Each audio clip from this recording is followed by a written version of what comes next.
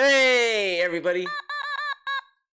Welcome to another DSP video. By the way, shouts out. Welcome to another video essay. In this video essay, we're gonna be talking about the daily wrap and other gamer news. Just kidding. Obviously, I'm doing a little joke. If you guys have not been paying attention, I got a fun comment on a Gundam video a few days ago. But that's fine. I've talked enough about it. It is what it is. Yeah, we're gonna watch the daily wrap. I didn't watch this, but I wanted to do the gamer news, and I guess I'm gonna also want to talk about the Subnautica 2 drama a little bit. It's not much drama to be honest, but you know, let's just get into it. Let's fucking go. Here we go. And welcome to the daily wrap for what was Wednesday, the 27th of May, 2026. And if you're wondering, things look a little different right now. It's because I zoomed the camera back a little bit. You might not realize this, but I've always had a zoom on with this camera. And when you have zoom on, basically it makes the video a little bit more fuzzy. And I said, you know, if I zoom back a little bit now with my set the way it is, it actually would look fine. So I did, and actually I think the video looked a little bit more clear today. So it worked. I think people liked it. So what happened today? Let's talk. Because if you remember yesterday, yesterday was a bit of a rough day, right? Between... Okay, we're just gonna move forward. Everyone was really wondering, would I bounce back today? Wait, what? To really, to be honest, not getting past the intro. And then with the night stream of Subnautica 2 that didn't go very well, everyone was really wondering, would I bounce back today? Would the content be good? How would it go? Would he bounce back? Okay. I also want to bring up, you know, it's kind of a funny coincidence, right? Isn't it funny? The days where he does a free card pack, he then suddenly gets a huge surge in support. I don't know. Well, actually, now I think about it, I don't think the Pokemon stream... I thought the Pokemon stream got 300, but I don't think it did. Never mind. Whatever. I'm an idiot. Let's talk all about that. Let's talk about it. First of all, today we had a formal level 1 podcast, and that podcast had quite a lot of news, including a news story covering the fact that Steam, well, I should say Valve, has dramatically raised the cost of the Steam Deck out of nowhere, and it's like way more expensive now. Out of nowhere. Yeah, yes. Nobody expected this to happen. But in addition to that, also Dragon Quest 12 has been delayed, and I talked all about it. So if you didn't see those news stories, how can it be delayed if there is no release date? If you want to hang out and chill, check out the podcast. Also, we opened not 1 but 2 packs of Pokemon cards on the podcast. As a result of me already opening one because we were going to play Pokemon, and I'll always open one for free if we do. Okay, I had exactly enough time to finish my Pokemon Fire Red playthrough. That included catching the remaining 3 legendary Pokemon, you know, Mewtwo, Ho-Oh, and Lugia, and then going back to the Elite Four, taking all of them on again with their much tougher teams, and then taking down Dandy. I was very Luigi-brained as a kid. I was like, Luigi's so cool. So we beat it all today. It was perfect. So I see Luigia. I was like, Everyone seemed to enjoy it. It was a great ending. Support was pretty good. It wasn't amazing, but also wasn't horrible, so I'm not going to complain. It's been an overall outstanding playthrough. Thank you to everyone who made Fire Red awesome. Now, what I want to say is, what's next? What I think we should do is try Pokemon Champions as a late-night stream next week and see if it works. Okay, if it does, let's have Pokemon Champions in the rotation for a bit and give it a shot and see, you know, how the multiplayer will do.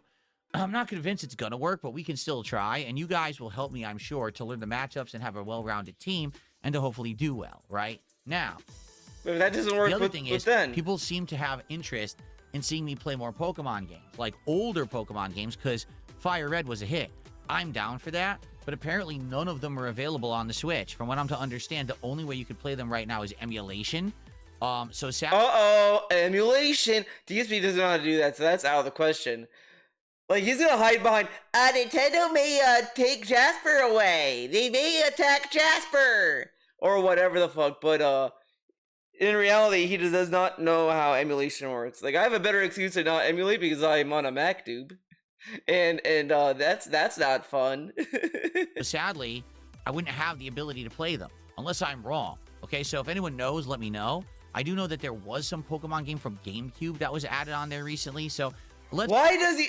Okay, I'm just gonna rant about this because he paid for a year of the NSO expansion. Why doesn't he play Luigi's Mansion? The best Luigi game. He has all these GameCube games that he doesn't want to like touch it. Like I don't understand. Isn't the GameCube also the era of games he missed? There are good games on the GameCube selection, believe it or not. There's like Wario World, Fire Emblem, Luigi's Mansion, Wind Waker. I love that there was a time where he's like, I would love to play Wind Waker. They add Wind Waker and he's like, doesn't even want to think about playing it. Let's talk about it over the next few days. Please leave a comment on this video if you have any clues. But, you know, I think we'll give Champions a try next week and then go from there. You should play Wind Waker. Tonight Come on. was the end game and conclusion of The Baby in Yellow. For those who don't know, we started this indie horror game called The Baby in Yellow back on Sunday night. We played the first 2 chapters, which is the first half of the game, and it was great. You know, it's a story about babysitters who go to basically take care of this baby who seems to have supernatural powers, like demonic powers, and things go horribly wrong. It goes from basically the baby doing weird stuff, kind of harassing or, you know, chasing and threatening the babysitter, into this whole alternate world thing with, it was just wild. It was kind of like a, you know, survival like horror game. Wait, this survival horror game is like a survival horror game? Crazy. The first half, I was very excited to play the second half tonight. Wow. The game's 3rd and 4th chapters, again, change up the game's formula completely. It becomes way more like puzzles now than anything else. But the lore building was insane. This game has a world with lore and layers of stuff to it. And it was really entertaining. I stayed extra late because normally I would finish my stream around 9:30 p.m. We went past 10:15 to finish this game. Now, when I say finish, we finished chapter 3 and chapter 4, but there is going to be a final epilogue chapter in the future. The game devs haven't finished the game yet. It's still considered early access. So the story's not done yet, and when they do finally finish the game, I will go back and finish it. But I absolutely loved it tonight. It was suspenseful. Remember when he used to shit on early access? Like, I remember he was so butthurt about Hades 2 being in early access. What happened to that? Now it's like, oh yeah, the early access, I'm playing this early access. Whatever, okay. Suspenseful. It was scary. There were interesting puzzles. There were funny moments. There was great lore building of this dark world and horror atmosphere. The audience was great. We had a good attendance, and guess what? Great engagement and great support. Everyone loved it. So, great stream. I had a great time, and everyone else did too. I urge you to check out the finale. I will have those videos uploaded tonight on DSP Gaming, and you can give them a look and enjoy. Yeah, I'm actually excited for when the game finishes, whenever that may be. I'll definitely be finishing it, okay? Definitely. So, that was today. 2 games done and out of the rotation. And 2 more to go. What about tomorrow? Well, tomorrow, we're going to have a DSP morning show that's way shorter than today's podcast was. And then it's going to be more Lego Batman. This game has been great so far. We're going to continue on with Chapter 2 and further. I think the game, people said, has like 6 chapters. Hyped about this Lego Batman game. We're about a third into the game, but I'm sure we'll get way Party further. wants to get it, but part of me's like, no, I don't need to buy it. I hope that you guys will come by and chill. I'll wait for a sale. We have had some really well-supported Lego Batman streams, but a lot of the time it's because people come by and they're all about the Pokemon cards and stuff. And here's the thing. Yes, we will open Pokemon cards if people support for it, but it's not a guarantee. For example, yesterday, we didn't open any Pokemon cards because we didn't do any Pokemon-related game or trade card game. Today, on the first stream, we did have the Pokemon stuff. Tonight, we certainly didn't. So, I'm wondering how it's going to do tomorrow. Like, I like Lego Batman. I want to keep it in the rotation. So I hope you'll come by and hang out and support tomorrow if you can.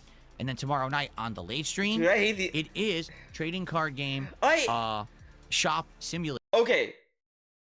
Is he gonna announce he's gonna install a mod? I remember the last trading card game stream he did, he kept like, yeah, this stream does very well, I'll do mods. Well, guess what, gang? It did pretty well. So is he gonna do mods? We love the game now, right, Phil? Simulator. This game that we started playing on Monday night, we had a great time with it, and I want to continue on improving the shop, getting better cards, building more up, and having more stuff, while also opening card packs, because we absolutely will open 1 card pack tomorrow night, no matter what, and then if people support, we will open more card packs, okay? So, tomorrow, another great day of variety. I want to say thank you for helping me bounce back today. It was a much more positive day. Everything was great. and I can't wait to do it all again tomorrow. So everyone, please have a good night. We're I will gonna see you in the bounce AM back. for another full and fun day Okay, is he gonna say bye-bye? here on DSP Gaming. Good night. Oh, just good night. Okay. Now let's go to the podcast. We did it on a late night stream, okay? And here's the deal. About Game Boy, good morning, by the way. How you doing? Okay, we're just And I moving said, forward. no. And everyone was like, "What? Why? It's a new game. It's a Game Pass game. Why would you skip it?" And my explanation was as matter of fact as possible. Because I played Subnautica 1. Okay, I know what the game is. They're not going to reinvent the wheel here. There's going to probably be the same game with some newer elements and maybe some new graphics or whatever. But it's weird. He said the same thing about Forza, by the way, and I don't understand it because he played like Flight Sim, like the second Flight Sim game. He played the first one. Why is he playing the next one? They're not reinventing the wheel, dude. But like, I don't understand. Like, a lot of sequels do this, and then he gets mad when they change too much. Whatever. Okay. it's going to end up being the same style of game, right? When I played Subnautica 1, it worked for a few streams, and here's why. At the time, it was the beginning of the time when I was transitioning from a on-demand gamer, meaning I sit here and play games and I ignore the stream chat as if you guys aren't even here, and I just do like on-demand commentary, just blabbing over the game nonstop. But instead of doing that, I was transitioning into being an interactive streamer, meaning I was actually going to start interacting with the audience. I was going. Okay, I'm just gonna say, at that point when he played Subnautica, he already was an interactive live streamer. Like he when did he play Subnautica 1? DSP Gaming.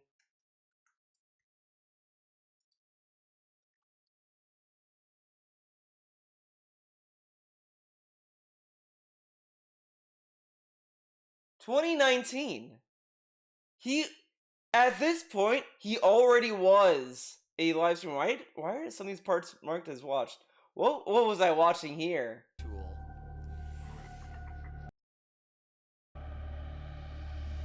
See, we got Chestnut.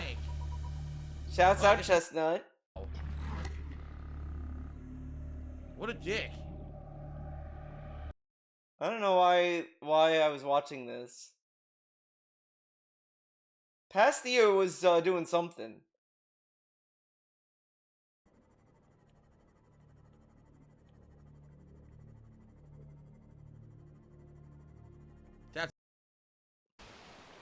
So let's head back.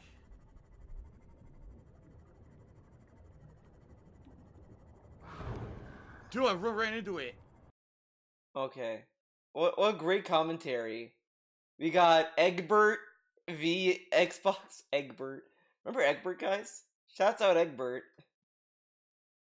I was going to talk with all of you all the time. We were going to have conversation during gameplay. And therefore, I started doing a series called the Late Night Chill Streams, where we would try to find games that were more laid back and where we could interact a ton.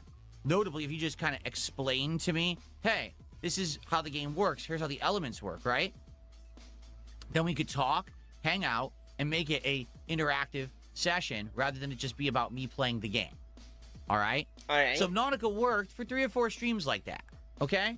We learned the gameplay loop of the game. We explored. We actually went into the crashed ship. That was fun. We got some good story elements and stuff on stuff like that. And we're I think it was moving forward. a hand plus like he's we explaining got more Subnautica elements and 1. the like. So we Like, okay, man. here it is. Subnautica chill gameplay. Okay? I called it chill gameplay. And this was from 2019, so it was a very, very long time ago. All right? It's not that well, I mean, I guess it is a long time ago, but I mean, we basically played it for like 7 streams. it's not like and then ancient here's what history. Okay? To be honest, it just got boring. And you might say, well, why did it get boring? Because Subnautica, at its core, is a game where you're going to constantly be exploring and then gathering resources, and then exploring and then gathering resources, and then But again, he says that this was a game that we can chill and talk. So yeah, you're doing boring stuff, but you're also talking, right? But even these small little segments I'm finding, he barely talked to chat. Like, Let's go to another. Okay, he's looking at chat here. Is he gonna like talk to them? It's worth scanning. What's he gonna say? Gold trees. Yeah, that was my only right, I guess. I'll have to find my own way off this fucking rock. Maybe steal an alien spaceship or something. Okay. See what else I can find up here. This is meaningful content, guys. Look at the conversations he had. Like I love. Look at this. Oh my god. He says it about every game. They're all chill. They're all so interactive, but it's like the same shit. It's the same. He barely talks to his audience, and unless they give him support. Okay, here we go. He looked at the chat again. What's he gonna say? Power. I'm gonna have to find copper to make more batteries so that I can fucking power the thing. Cause I gotta keep finding copper and the seaweed to make the fucking batteries. It's gonna be very annoying. It is. Wow, this shit is way deep. Yeah, okay, already, like, there's just no conversations. And he's like, yeah, we talked and chilled. And exploring and then gathering resources. And it could be fun for a while, but after a while, you're eventually going to kind of seen everything that the game has to offer, at least that's different or meaningful.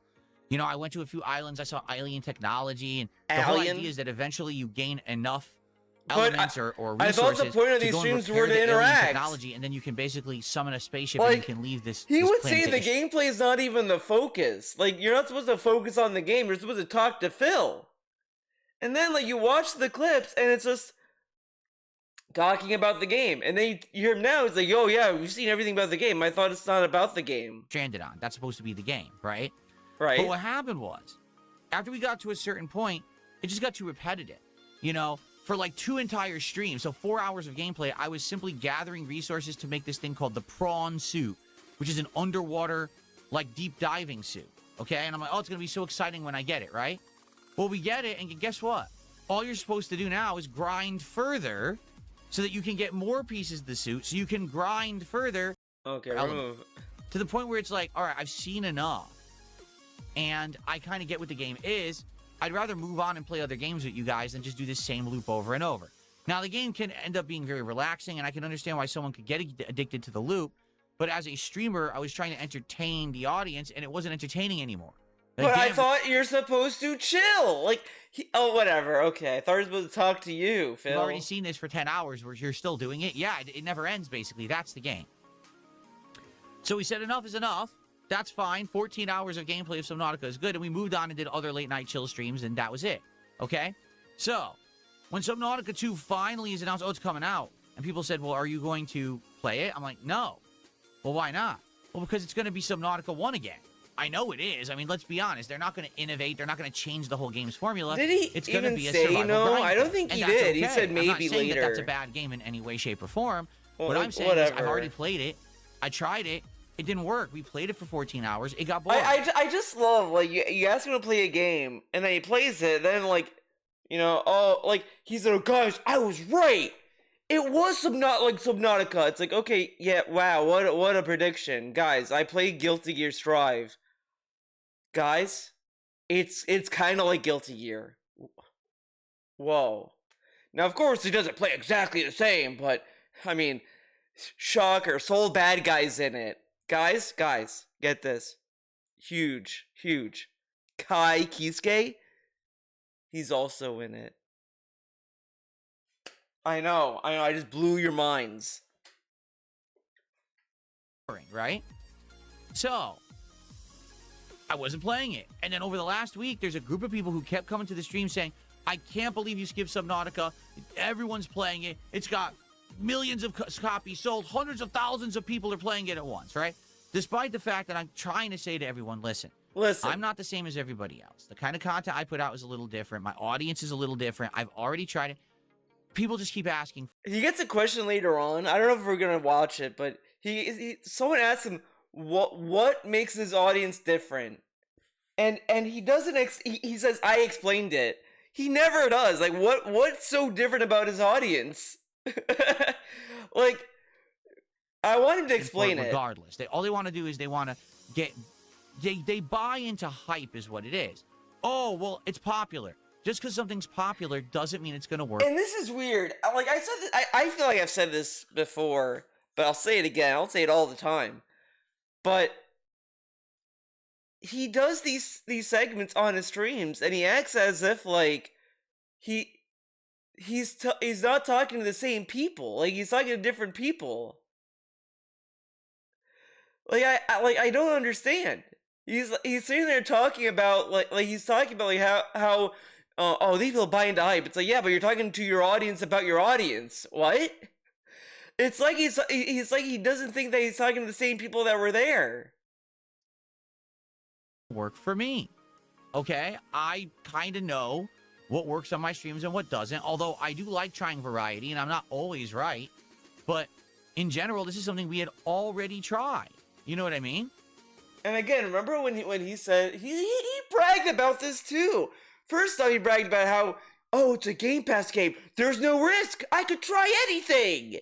Then he says, guys, I make so much money. I can pick up a game, try it out, and then throw it away.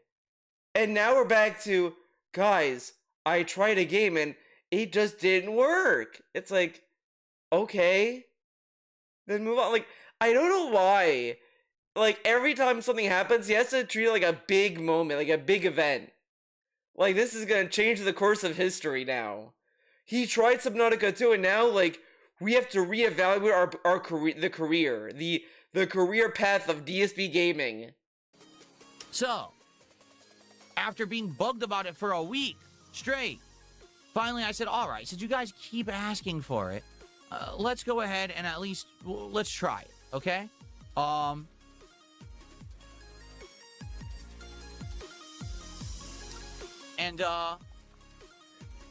So, we did last night, okay? We played Subnautica 2 for about 2 hours. Those emo spams. So guess what Subnautica 2 is? It's Subnautica. Yeah, you land on a abandoned or seemingly abandoned water planet.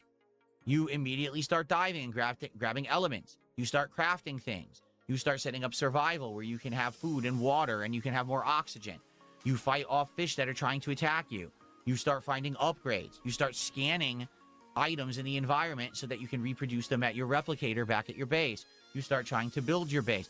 It's exactly the same as the first game. I want to repeat what I just said. You ready? Subnautica 2 is literally Subnautica 1. Okay? It's the same game. Now, what are the differences? The graphics have been improved, and the story is different. Okay? Whoa. But the actual gameplay loop is exactly identical. They don't even try to hide it. Like, I was ignoring all the tutorials because I had played Subnautica 1, and I said, I'm just going to play it like Subnautica 1. I did it perfectly fine.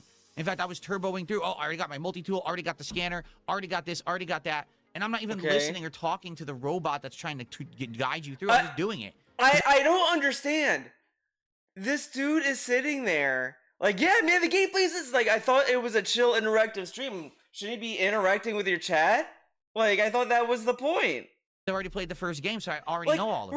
We're getting to a point where basically the only chill games we're gonna see in the future is literally gonna be Sim Slop. Like, not The Sims. No, that might be a little too fun to watch. It's gonna be trading card game simulator,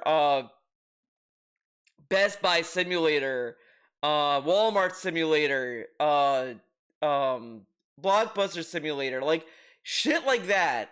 And these and horror games. Can't forget the horror indie slop games too.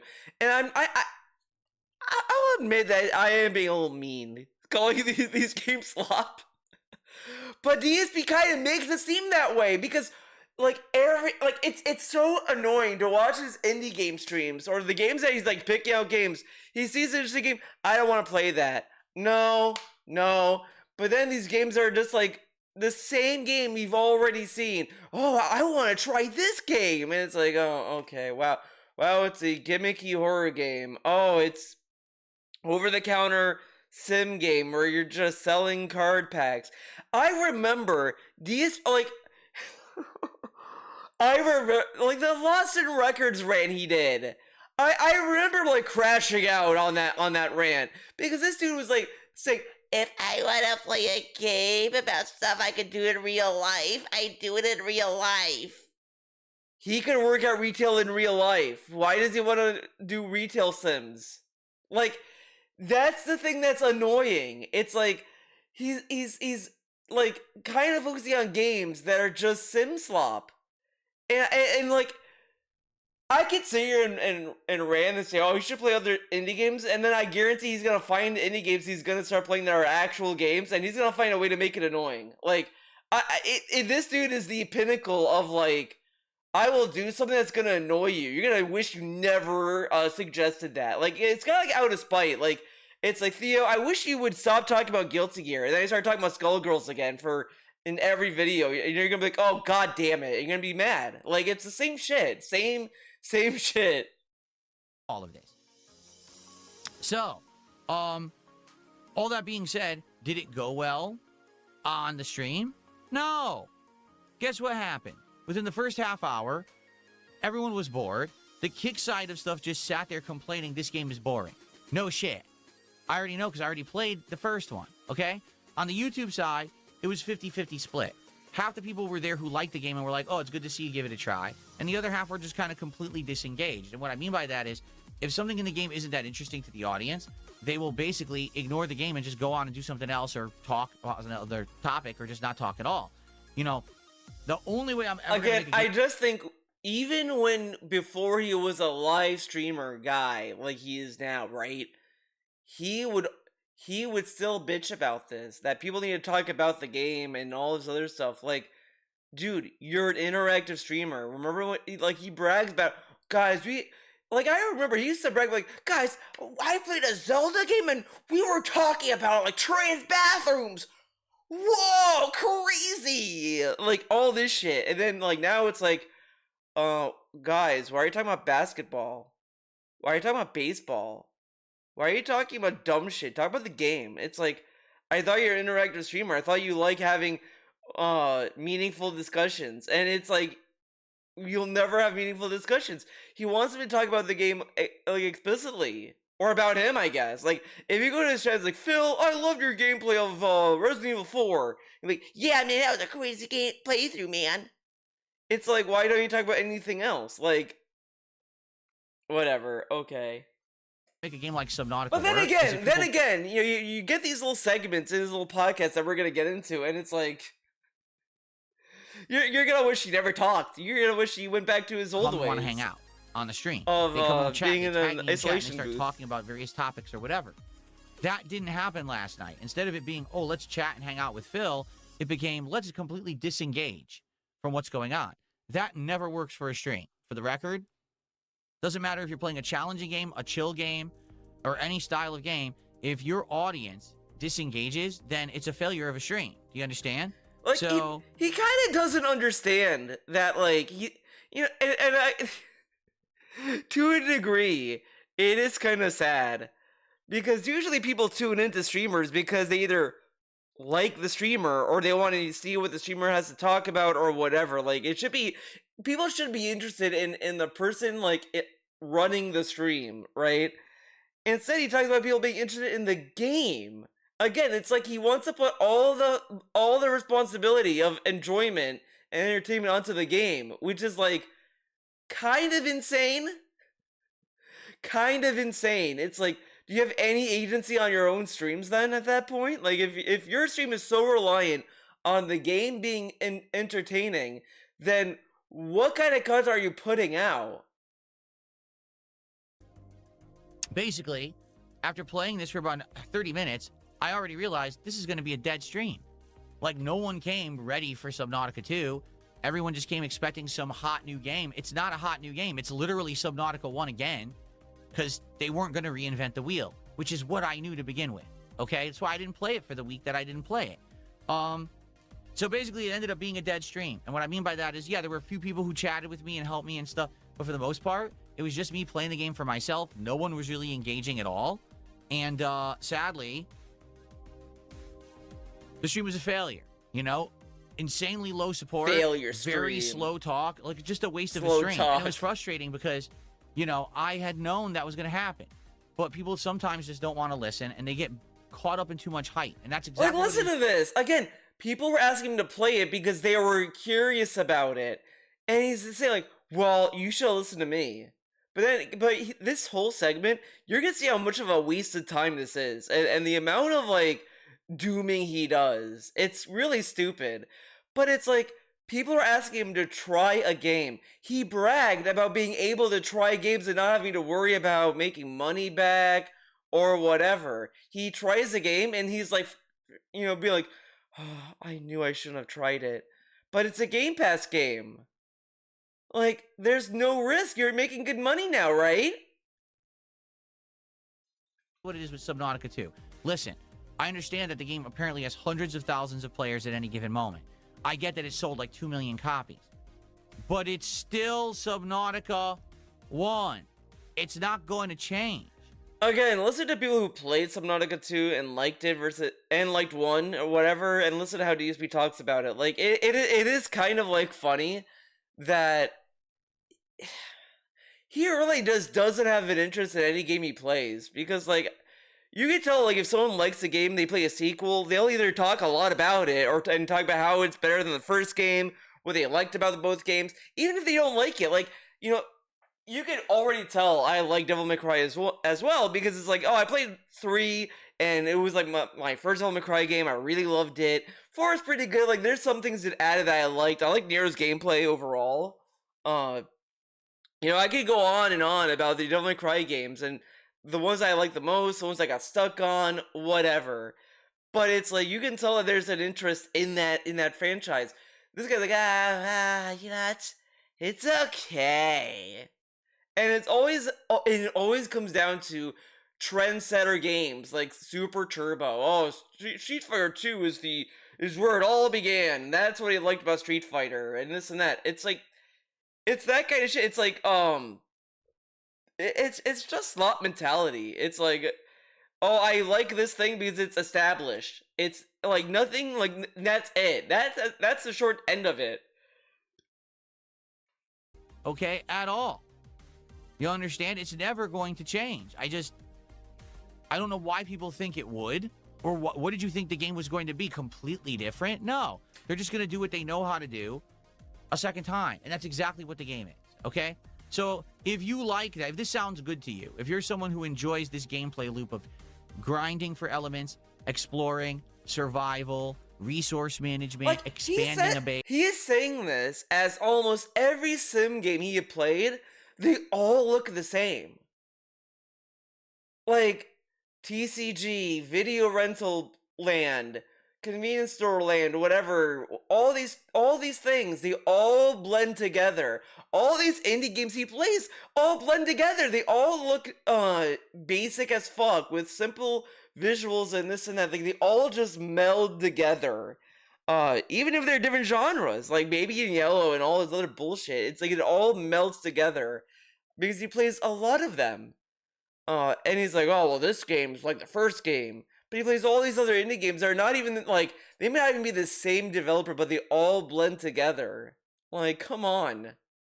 And this guy will sit there and, like, dog on, like, pixel games sometimes.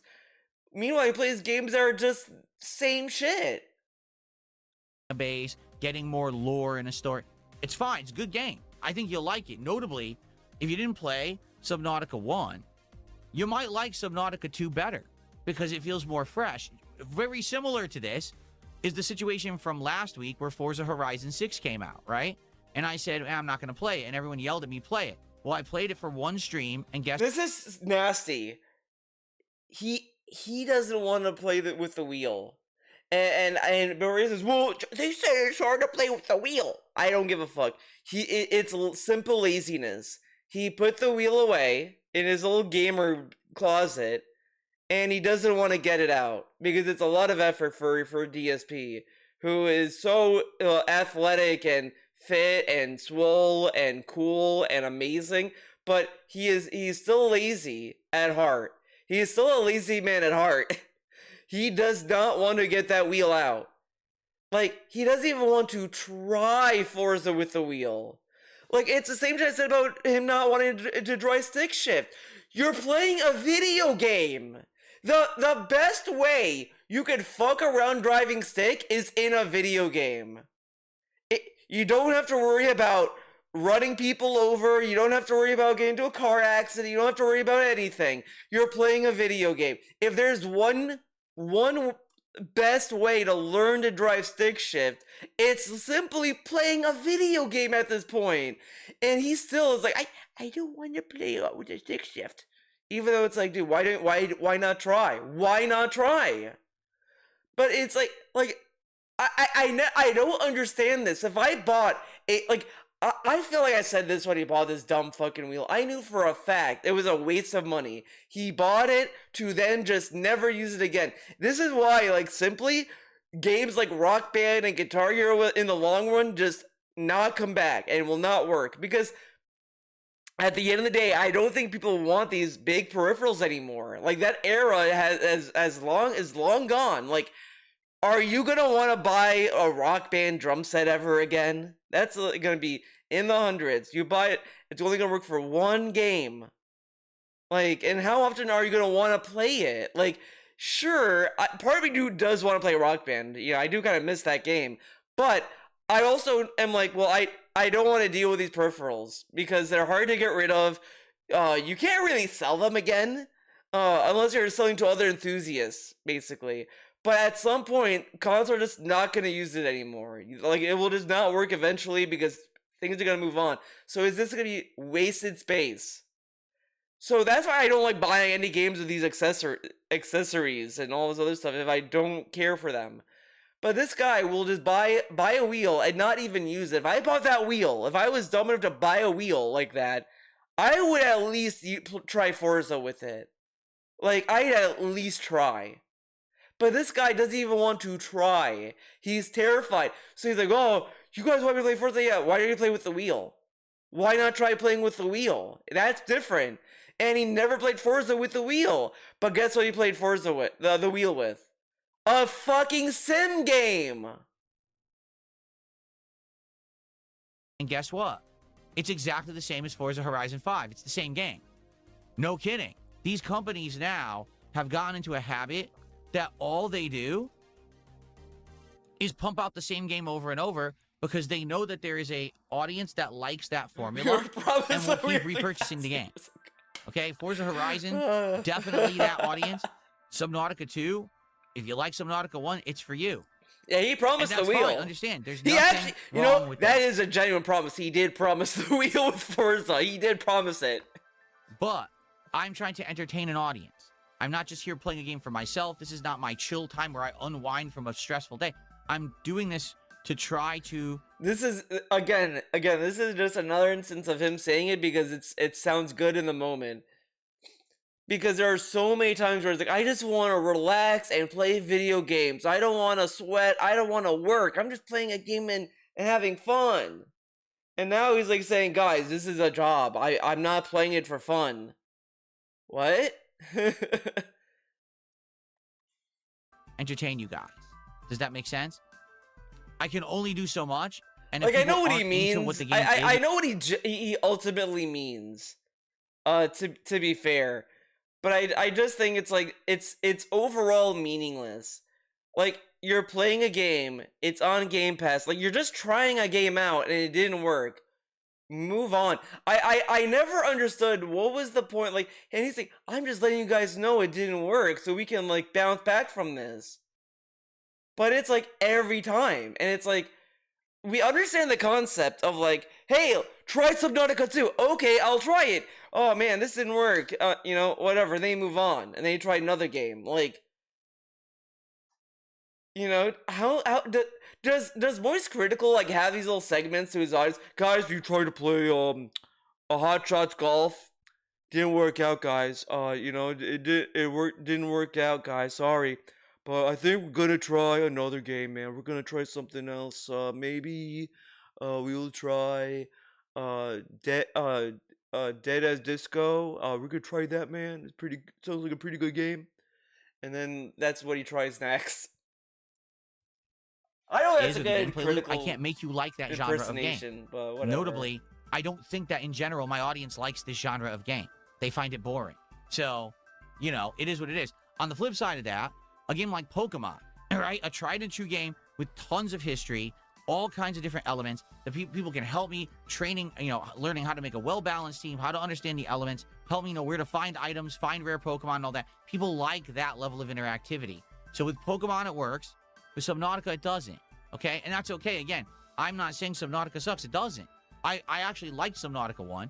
I was having fun last night with Subnautica 2. The audience was not. Yeah, Okay? the audience was pissed. They were ripping pissed. Okay. I hope that makes sense, everybody. And I hope you understand where I'm coming from. This is exactly why Exactly. I did not want to play the game to begin with. I knew it wasn't going to work. So I think what I'm going to do is I'm going to trust my gut a lot more these days rather than listen to the masses who are screaming at me. If I have already tried something, I know it ain't going to work. I don't think I'm going to, bother. Trust my gut. With giving it a shot if I kind of already know how it's going to go. No. He says this, but I'm telling you, in the future, guess what's going to happen? There's going to be another game that his chat's going to beg him to play, and he'll play it, and then say, guys, I knew it wasn't going to work. Because, again, you can't really say this, and then, I don't know, how to describe it? Because it's like, yeah, you're kind of saying, no, you're not choosing anything anymore. I'm going to trust my gut. It's like, okay, trust your gut then. But then it's like, whatever. No, at the same time, I want you to understand, Oh, it's yeah, not that here we I'm go. never going to listen to requests and I'm never going to listen to criticism or suggestion. But this was a distinct case. See what I mean? Nothing, this is a huge waste of time. I am not gonna listen to the masses. I'm gonna listen to my gut. Guys, that doesn't mean I'm not gonna listen to their feedback. It just means, what does that mean? Again, he's acting as if trying Subnautica 2 almost brought him on the brink of collapse. But it didn't. And he brags about this all the time. Guys, I can try any game. Why? Then what was the point of all these streams of him bragging how he can try certain games? Oh, I could try anything. I don't have to worry about, hurting my wallet. Look how we talk about Kingdom Come Deliverance 2, Crimson Desert, whatever. He might have said that about Crimson Desert 2 as well, but he said basically, I don't have to worry about, trying games and them not working as much. I can try, he said that with Sorrows. Guys, I'm not forced to beat this game. We're just trying it out. Pretty cool, huh? But then, he tries Subnautica 2, and it's like, we will never do this again, guys. What's the deal? What's the big deal about trying Subnautica 2? What happened? Case where I already kind of knew what was going to happen, and it really was a wasted night. I'm not even kidding you. I feel like if we had played any other game last night. What game was he gonna play that night? What other game?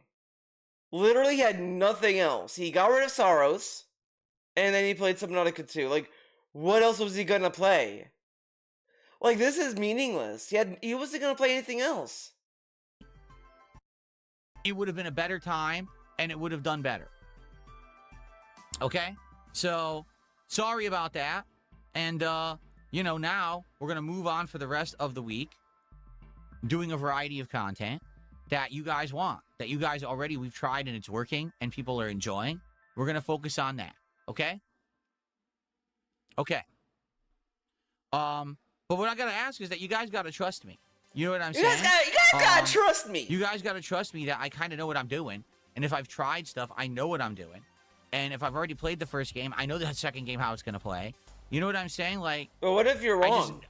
I'm not dumb, and I do learn from experience. I don't want history to repeat itself. And in this case, I was avoiding having history repeat itself, but you guys kept asking for it, and that's why history has repeated itself. Oh my god, what a stupid statement. I tried to not make history repeat itself, but you guys told me to, so history repeated itself. Again, he's blaming his audience for simply trying a game. With this logic, why is he gonna play the new Call of Duty game? Aren't they all the same? Why are we trying Call of Duty every year then? All right. So I guess I'll be a little bit more skeptical as well, because I do feel like certain people do it just because they know that maybe it wouldn't work. Like, I think there's people who knew that Subnautica 2 was exactly the same as the first game, and that it wasn't going to work for the modern audience, but, you know, what can I do? You can't always weed those people out and figure out who's well-intentioned and who's not. Wait, what? 2 was exactly the same as the first game, and that it wasn't going to work for the modern audience, but, you know, what can I do? You can't always weed those people out and figure out who's well-intentioned and Wait, I want to hear this again. history has repeated itself. This All is right? like a weird negative So, segment. I guess I'll be a little bit more skeptical as well, because I do feel like certain people do it just because they know that maybe it wouldn't work. Like, I think there's people who knew that Subnautica 2 was exactly the same as the first game. Okay, this is a weird paranoia segment. He thinks that people like suggested it because they knew it wouldn't work. I mean, sure, maybe there are people that are like, yeah, I know it's not gonna work, guys. But at the same time, like, he kept saying he loves Subnautica 1. Like, and at the same time, like, what's the big deal? Like, he's acting as if, like, just suggesting him to play a game that's on Game Pass, like, it mattered. Like, he still made money on the stream. It's not like he made $0. He made the money back, technically, from that game anyway. Because he paid $0 for it. Like, this paranoia, like, oh, people knew it wasn't gonna work. Like, what was the damage? Was he like gonna like lose the house for playing it? Did someone email him, Phil? I saw you play Subnautica 2, and just so you know, I'm charging back everything.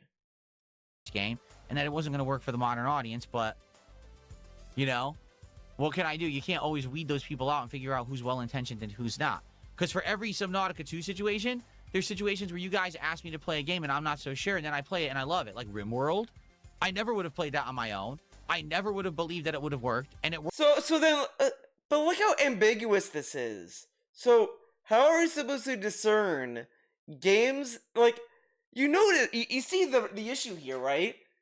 And how it doesn't change anything. This is an empty gesture because all these things are only found out after you try something. And he's acting so like you're not. So it's not really gonna change anything. Because what if like they do Subnautica 3 and let's say it's completely different. So if people say, Phil, you should play Subnautica 3. Oh my god.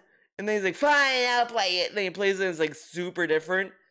Like, I mean, how do you discern that? Because at the end of the day, there's nothing wrong with trying games. That's your job, correct? And it worked for how many months, right? It was a really good series of videos and gameplay, so I do have to listen, and I'm not going to just shut everybody out, okay? I just want you to know that. So then what's the lesson here? What's up, Chris? How you doing? So let's review the lesson. He learned that he should listen to his gut, not listen to other people's suggestions, but also we're gonna still be open to other people's suggestions, but we gotta be careful about the suggestions because they may not work, but there are games that he thinks that doesn't work, but it does end up working, so we're just gonna have to try games.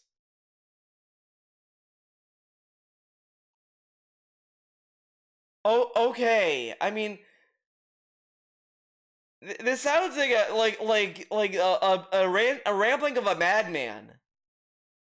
Like, dude, it's like it's like you have to try new food to get like a wider taste in food, and you're like, oh, I don't like beans, so I think we gotta be careful. I'll try other food, but I think I should just not try food if I know I'm not gonna like it. But there could be food I didn't like, and then I tried it, and I really liked it. Like, oh my god. So, let's do some shout-outs. And again, it was one stream. One slow stream. Like, that's not enough to gauge an audience reaction. Like, this is like the dilemma with the Green Lantern animated series focus group. I've said this story like 1,000 times. Like, they showed the I think that just the pilot maybe of that show to a focus group. The kids there were asking all these questions like, oh, what does this mean? Oh my god, what's gonna happen with this or whatever? And these were questions that were gonna be answered by the show like later on. Like, this was clearly to keep you engaged with what you're watching. But the network was like, oh, these kids are confused. They don't know what the fuck they're watching. Yeah, cancel it. They don't know. This is confusing to them. And it's like, no, they're interested. Like, they're asking questions because they're engaged with what they're watching. And like, these people saw his audience be like disengaged in one stream and say, yep, they don't like it. They don't like it. We don't need to try it anymore. They just don't like it. One stream was enough. Like, okay. And then, I mean, and then to also bring it home. When I grew up, when I was a kid, I didn't like beans. I hated beans. I thought beans were nasty. Didn't like them at all. Down the line, now that I'm older, beans are good. I love a good bean salad, dude. Beans are pretty good, dude. It depends how you make it. But yeah, like taste change over time, dude. That's the moral of the story. You have to keep trying things. But this guy's like, I don't know if we should try stuff. I thought you're open to trying things. Huh? we have some news stories to cover this morning, okay? Okay, let's go to the news stories. Mixed with Castlevania and Bloodborne. Okay, I don't care about. Kind of a open world dungeon, Yeah, it's talking about this. right? Oh, that's a kiddie game because look, it looks like 8-bit Oh God, let's hear this. classic game. Let's hear The this. Hollower. I put that on my wish list like last year, and when I did, people were like, "Oh, why are you putting that on your wish list?" You know? Oh my God, this was the game he put on his wish list, and then he never talked about after. Like, I just love these streams, where he adds all these games to his wish list, and then we never get a follow up on these games. We never hear back from them. We never see them again. It is the most. Oh, you want okay, man. But then but it's like you don't really care. It's like a bad partner, right? Like you're with your significant other, and you're telling and then you're talking about like, oh, we do this, and they're just like, yeah, yeah, okay, yeah. I'm writing it down. No, it's like a parent with a child. A child's like, "Mommy, I want this. I want." And like, yeah, I'm writing it down. I'm writing it down, honey. Yeah, you're definitely gonna get this. Yeah, man, definitely. And then you never do it because you think that the kid's gonna forget. So that's all the wishlist streams are. It's just talking down to your audience and then just be like, oh yeah, we're definitely gonna go back to this game, definitely, and then like you just forget about it, like that's all it is. Pretty cool, huh? The problem with Mina the Hollower is its style. It looks like a classic game. The problem with like again, he played the Baby in Yellow and these other sim slop games. Oh, but Mina the Hollower, huge problem. It looks like a classic game. What are you playing on Friday night, Phil? What are you playing on Friday night? And because of that, because it's the pixel graphics and everything, people tend to be very judgmental towards it, right? Oh, that's a kiddie game because look, it looks like 8-bit graphics or whatever. That's not the case, but that's how people talk about these games. That's how he talks. Dude, go back to every time he does these stupid indie streams, whatever the fuck, where he's just looking at games on Wikipedia, just Wikipedia, on Steam, just look how he reacts to how the game looks. This game looks stupid. This game looks like a kiddie game. No, I don't think we're gonna play that. No. But then when it's like some indie slop game that he wants to play because that's all he wants to play for indie games. Oh, this looks so cool, man. It's so like annoying. I hate that this guy is like, I love playing indie games. Then you look at the indie games he plays and it's like indie slop. Like it's games that like are just gimmicky, like flash. Like these are actual flash in the pan games. Like the games that DSP would probably call slop in another timeline. And that's what he's playing. It's so insane to me. But whatever. Okay. Games, sadly. So here's the thing. I'm not against trying it, but at the same time, I don't think right now it would work. I think that, we're going to juggle what we're doing right now. Keep doing Pokemon, keep playing Lego Batman, 007. Why doesn't it work? You drop Subnautica 2. You have an open slot. Now it's like, oh, we don't have time. We don't have it. It won't work. It won't fit. I just love that, like, we pick a game. Oh, we could have played anything, but we chose this game because there's nothing else going on. Okay, that didn't work out. Okay, play this other game. No, it's not going to work out. We were playing too many games. Huh? On the late stream tonight, we're finishing Baby in Yellow. We got the card game that we got in the rotation that's working. We got some retro Street Fighter. We're going to add a few new games probably in the next few weeks. Maybe Mina the Hollower will be one of them. Okay? Fair enough. So he says, we're not going to try it now, but we are going to try. Like, what? Like, that's literally what okay. I'm not against trying it, but let's see if there actually is interest or not. Because I get it. There's a lot of people out there who are into the new hot game. It's kind of funny that I remember this year maybe or last year or whatever. He said he was open to trying things when the iron is hat and all this other shit. And since that, he has never like followed through with that. Like, again, all these things that he says are all like in the moment. Like, oh, this is the thing I should say now because it fits in the moment kind of thing. Like, you know, that's all it is. It's like, say something now because it works for what you're talking about, but you don't have to carry it out because your audience is too dumb and they'll forget tomorrow. Like, that's kind of how he sees his audience. They're always hype it up or whatever, but I don't know if it's going to work for my content. You know, what do you guys think? I guess is the question. Are you interested in it? Well, someone tipped $1.50. They asked. And again, why don't you try to see? Like, that's what trying means. You try to see if there's interest. Like, you can't know until you do something. And I think, like, just, you know, like, are you guys interested? Are you guys interested? Are you guys interested? And then by the time that you actually play, it's like, they either, like, got bored and moved on, or it's like, you know, whatever. Like, try it. And if it doesn't work, it doesn't work. He says many creators are calling Subnautica. Again, notice how he was able to keep Dragon Quest VII from start to finish. Like, okay, let's talk about this. I'm gonna rant about Dragon Quest VII yet again. He talks about this game. He'll say, why don't you try the demo? Download the demo and try it. And he's like, I don't want to try the demo. I know you guys are gonna like RPGs. Instead of like downloading the demo, he just buys the game. He just straight up buys it and then forces the playthrough and says, well, it's okay, it's slow because we have other games that are being more successful. He gets Subnautica 2. The one game that didn't do so well, I have to drop it. I have to. Like, we're back to, well, we can't have one game being slow. We need constant games to be not slow. Until it's a game he likes, then that game can be slow. If it's a game that he really likes.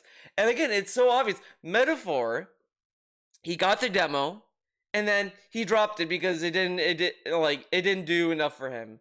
Meanwhile, I'm like, you know, he didn't even want to try the demo of Dragon Quest VII. He just buys the game. But guess what, gang? There's a slight difference between Metaphor and Dragon Quest VII.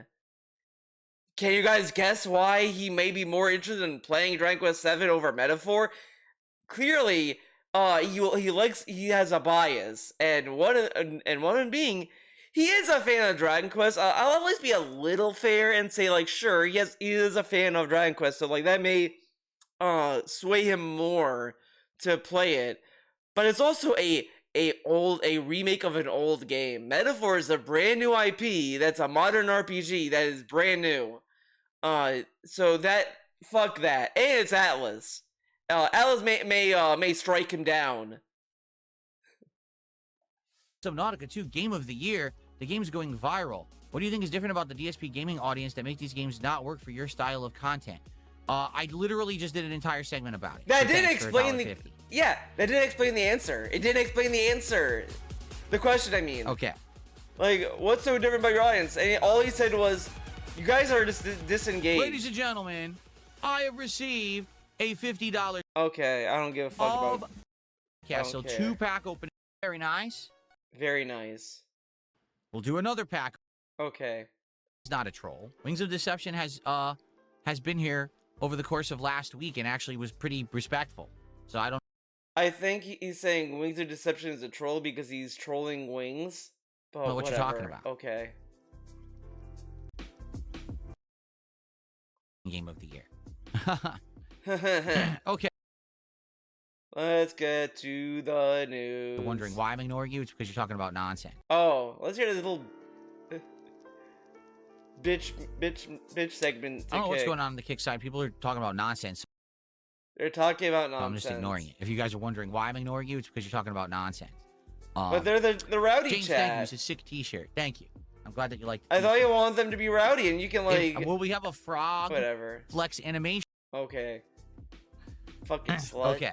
DSP the slut. So let's get to our news stories Dark for today, slut shall Phil. All right. That sounds a little different than what you think. Let's talk about, sadly, the news regarding Dragon Quest. And what I mean by that is, it ain't pretty. It's not good news whatsoever. Okay. So the news is, I'm just gonna get a little ahead. They are restarting development now. Of course, like DSP's gonna over dramatize it because he's a little bitch. But like this happens in gaming all the time, and it could be for positive reasons. It could be for negative reasons. It happened with Metal Gear Rising, and look what happened. It actually turned out to be a good game that we got from that reset. Metro Prime 4 got reset, but that Metro Prime 4 has a lot more stuff going on with its history. Like, there's a lot of things going on with that. Then you have like all these other games that got restarted. The thing is, you will never know, in my opinion. I don't think you'll ever really know the real reason why Dragon Quest 12 got restarted. I like to think is because since they wanted to be a more, they initially wanted to be a more mature tone, and I want to say, I think Toriyama's passing kind of, I think they wanted to change it because it's like, yeah, this is the last game he, like, I think he worked on, because I think they said that these were the last characters he designed, and it's like, I think they didn't want his designs to be, like, because if 12 was such a drastically different game, and it was going to be super dark and depressing, and let's say that, you know, people play and they didn't like it because they just didn't like the tone, I think they didn't want Toriyama's last thing to be something that people were not, like, vibing with, and I think they were like, okay, we should have this last game be something that's a little bit more, like, recognizable to their franchise and what people like. That's what I think. I just think they just didn't want, like, the last thing he worked on to, like, be a risky venture, you know? Like, that's what I want to think. But for all I know, it could be for many reasons. There was, like, maybe layoffs, shakeups in the company, like, whatever. And at the end of the day, like, it could also just simply be that people who were working on the story may not be in the same positions that they are. And it's like, yeah, would you want someone who didn't head the story continue working on the same story and not have the same impact as the intended, with what was intended? Like, you know, it's like, it's the same debate, I think, with the Persona 3 Reload, because I don't know, I don't remember if the people who work on Persona 3 Reload are the same people who work on Persona 3 FES, and, like, now even with Atlas, like, people left that worked on Persona and SMT, they're not with the company anymore, so it's like, what does that mean for these franchises? You know, like, there's all these things that you'll never really know. So I don't think it's worthwhile being, oh my god, they restarted. That means that they were, like, drama central over at Square, guys. It was dramatic. There was an uprising. It's really bad. Like, I don't think it's that bad. Like, wow, is there no way to get rid of this ad on the screen? I guess not. Oh, he's scared of the ad. I can't get rid of the ad. You'll see why it was scary. Okay, ready? So, story number 1 for today, everybody. We've all been... Look at this ad. What is this ad? Oh, military discount. Oh. Wondering what the hell is going on with Dragon Quest 12. This game has been in development for an incredibly long time. There is a way to get rid of the ad. Probably like a decade ago almost at this point. And it's like, what is going on with Dragon Quest 12? We have no updates or anything, okay? I mean, and I will also even argue, does he even need the picture-in-picture? Like, what does it add? Whatever. So today was the 40th anniversary of Dragon Quest 1, and an announcement came out. Dragon Quest 12, first of all, has been completely renamed. It used to be called The Flames of Fate, and if you remember, the little bit of information that we were given about the game was that it was supposed to be a darker tone, a more adult-oriented style of Dragon Quest. It was going to be different and set itself apart from the other games in the series. Okay, do you think DSP, this guy, would love it if Dragon Quest 12 was more mature. I'm gonna venture no. Because my working theory on this is look how he acted to Final Fantasy 16. Now Final Fantasy 16 has a lot of I get a lot of Final Fantasy fans may be divided on this game. They may not have liked the tone, whatever. That's fine. There's nothing wrong with like disliking the tone that it went with. Because I have seen other people like compared to Game of Thrones. To be honest, I have seen that comparison. But I understand. I understand that. But I have seen those same people be a little bit more like, they say, oh, I don't want Dragon Quest 12 to be that, but I'll give it a try. But, I don't know. I don't know about this direction. So they were at least open-minded to it. But I don't think DSP would be that open-minded. He'll be open-minded enough to play it, but he's gonna go in with the same mindset as he did with Final Fantasy 16, where he was not gonna like it. That's my guess, because I just don't believe he would have liked it if that was the case. In the series, okay? Now, some people admittedly were skeptical about that, saying, Dragon Quest usually is more cartoony, lighthearted. If it gets more serious, what's gonna happen? I don't know. The thing is, we had 0 updates, like 0. We haven't seen any updates or anything in this game for many years. So because of that, it was incredibly confusing. Like, what's happening with this thing, right? So what happened is we all went and got Japan's #1 gyoza Anamoto. Wait, what? Damn ads. I don't know how to close those, so I guess we're just going to have pop-up ads on the screen. Guys, that's so funny. So what ended up happening was, he after many years of getting absolutely no information, the ad into his finally statement. this morning, they put out some information about Dragon Quest 12. Guess what? Wait a minute. What was the ad he closed? So what ended up happening was, after many years of getting absolutely no information, finally this morning, they put out some information about Dragon Quest 12. Guess what? Dragon Quest 12 is no longer called The Flames of Fate. It's now called Beyond Dreams. Okay. And apparently, they have completely thrown out Shouts the idea Everyone loves that it's going to be a darker, more adult-oriented game. Site. In fact, they threw out the whole idea of The Flames of Fate entirely, because they have completely restarted the game's development from scratch and threw out all the work they had. Okay, look at how much he's extrapolating. They just said that the development restarted. What does that necessarily mean? He's acting as if, like, yeah, they threw everything out.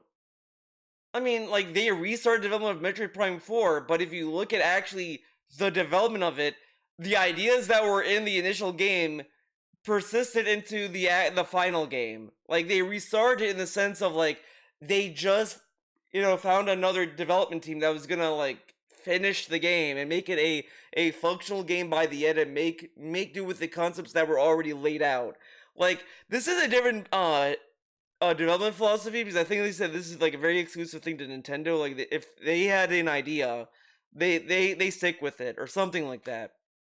So I don't know if it's the same with Square or whatever, but saying they restarted development is an ambiguous term that you don't know what that necessarily even means, because again, all we saw was like a title and a concept of Dragon Quest 12. Like, when they say that they restarted, like, is like he's talking as if this game was like gonna come out any day, it was gonna come out tomorrow, but then they threw out the game and remade and started from scratch. Like, he is making this way more dramatic than the actual story, because again, you don't know why they restarted the development exactly. You don't know how much was restarted, you don't know how much was thrown out or anything.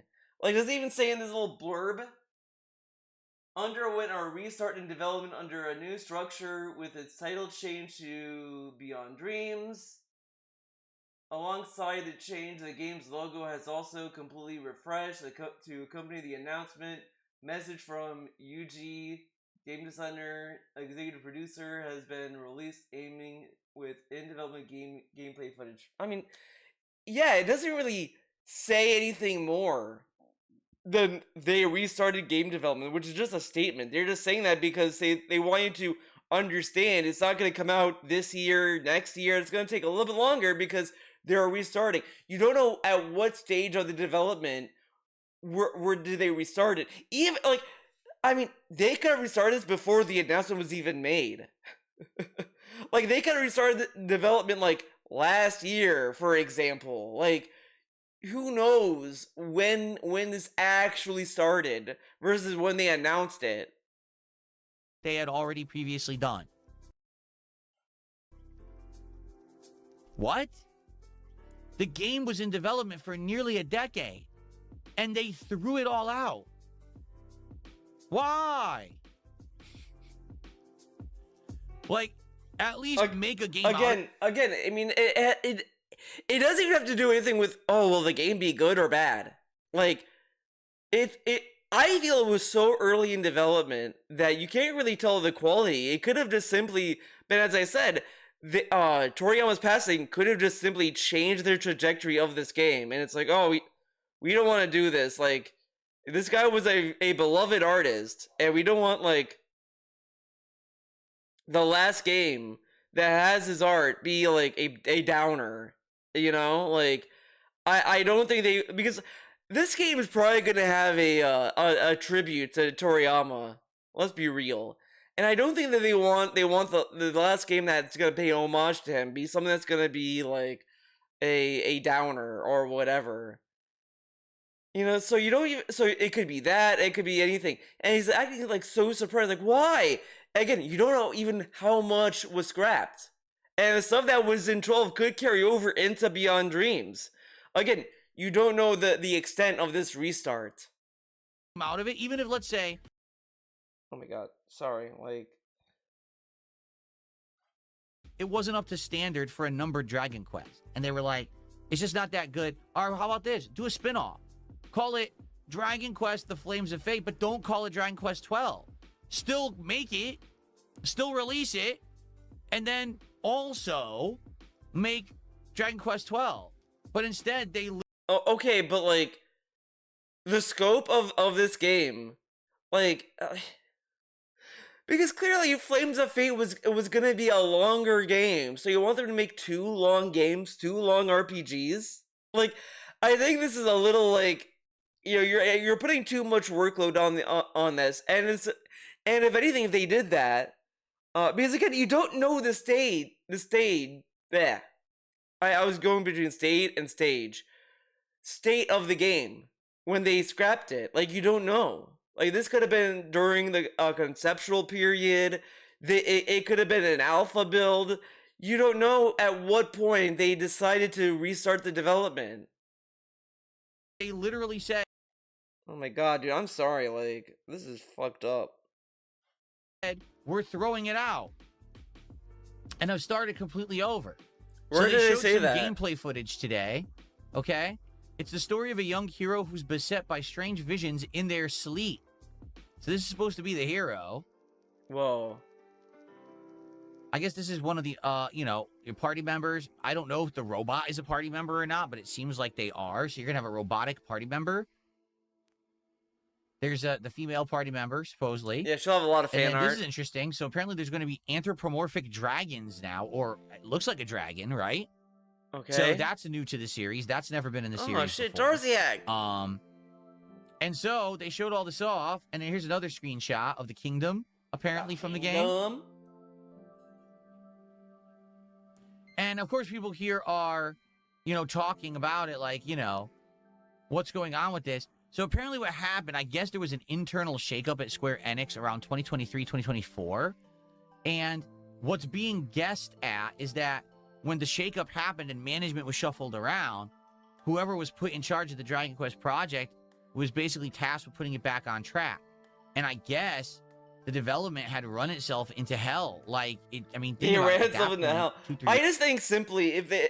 so let's take this shakeup at its word, right?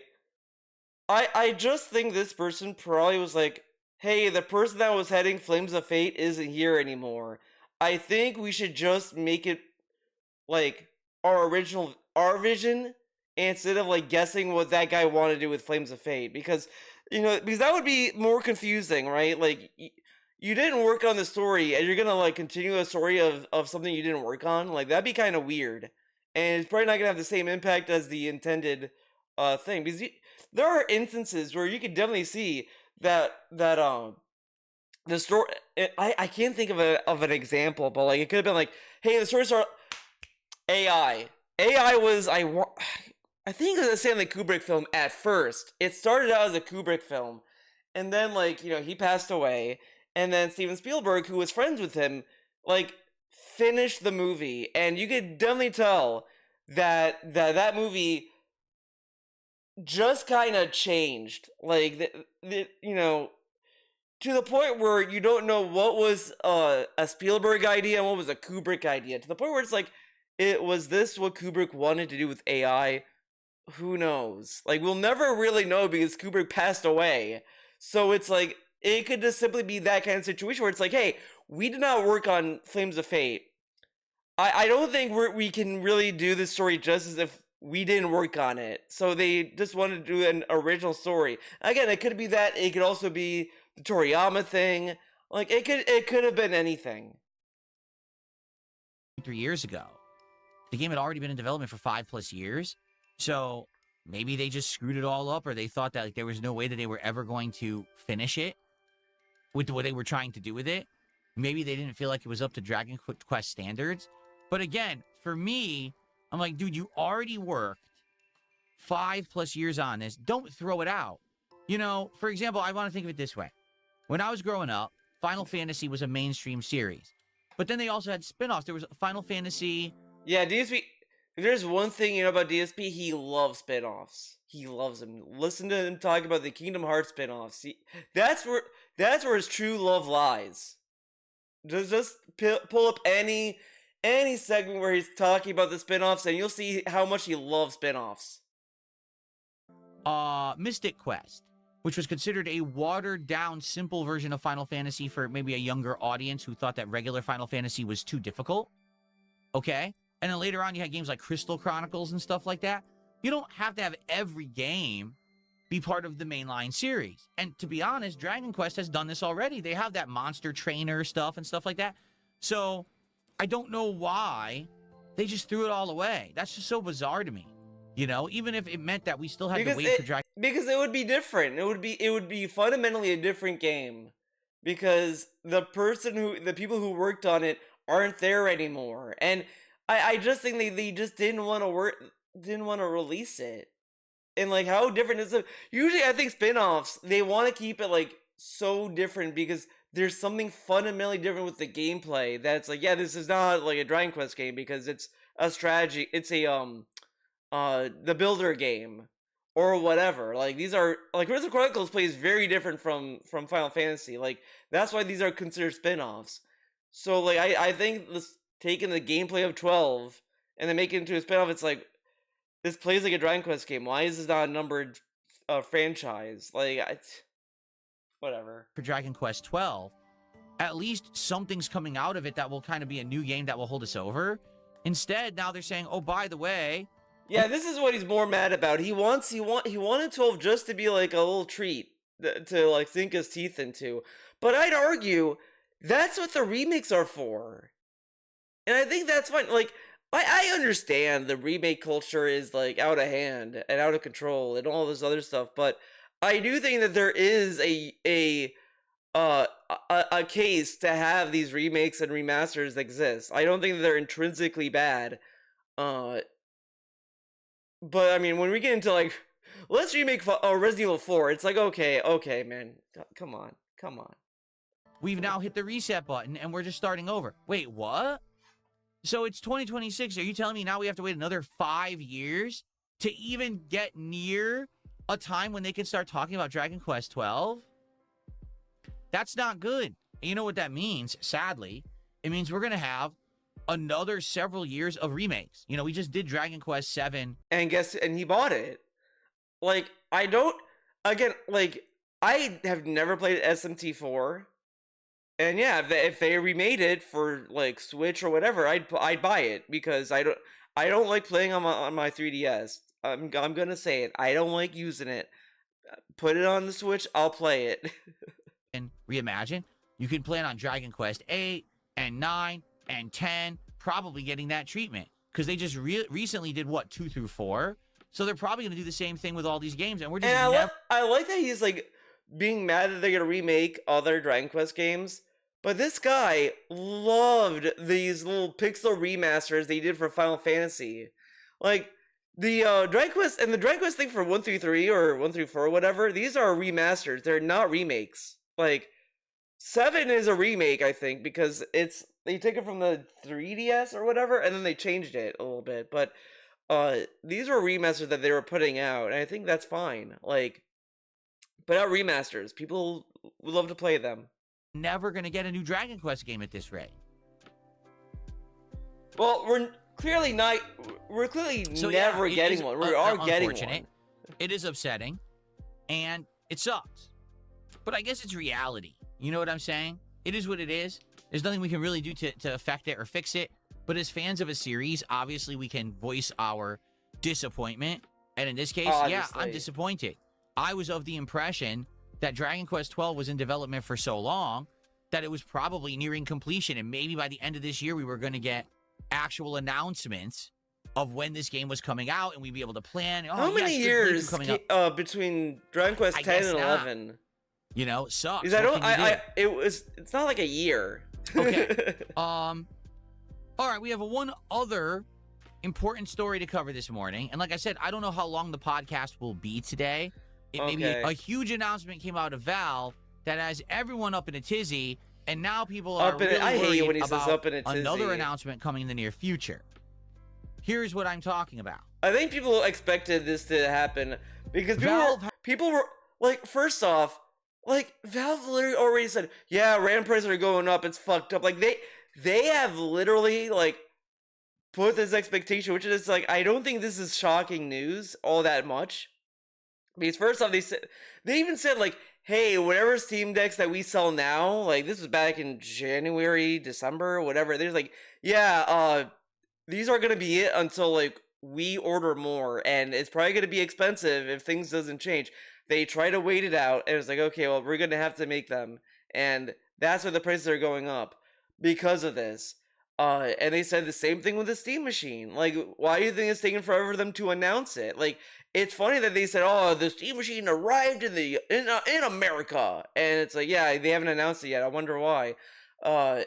So of course prices are gonna go up, and I think now it's funny. We're like, "Oh, the Rogue Ally has the best deal." Yeah, until that too goes up in price. Like, all this stuff is going on, and I love that, like, when Sony announced it, Nintendo announced it, these people like, oh, these people are just doing it because they're greedy. Valve is doing it, it's like, guys, isn't this weird? It's like, yeah, it's almost like there's something going on in the real world that's affecting all these prices, shipping supplies, all this stuff. Like, there's a lot of stuff going on in the world, Philip. Valve has dramatically raised the price of the Steam Deck OLED by 46%. Whoa! That is insane. That is a wild price increase. This isn't like, oh, a small increase. That's, you know, an insane jump. All right? So, Valve is attributing the hikes to rising memory, storage costs, and global supply challenges, okay? Now, everyone knows that RAM prices have gone way, way up. However, I do have to ask a question here. Really, I want to ask a logical question to all of you and to everyone out there. Didn't we just hear that the AI bubble is bursting? Didn't we just hear Sora AI got shut down? That AI... This is, like, really dumb.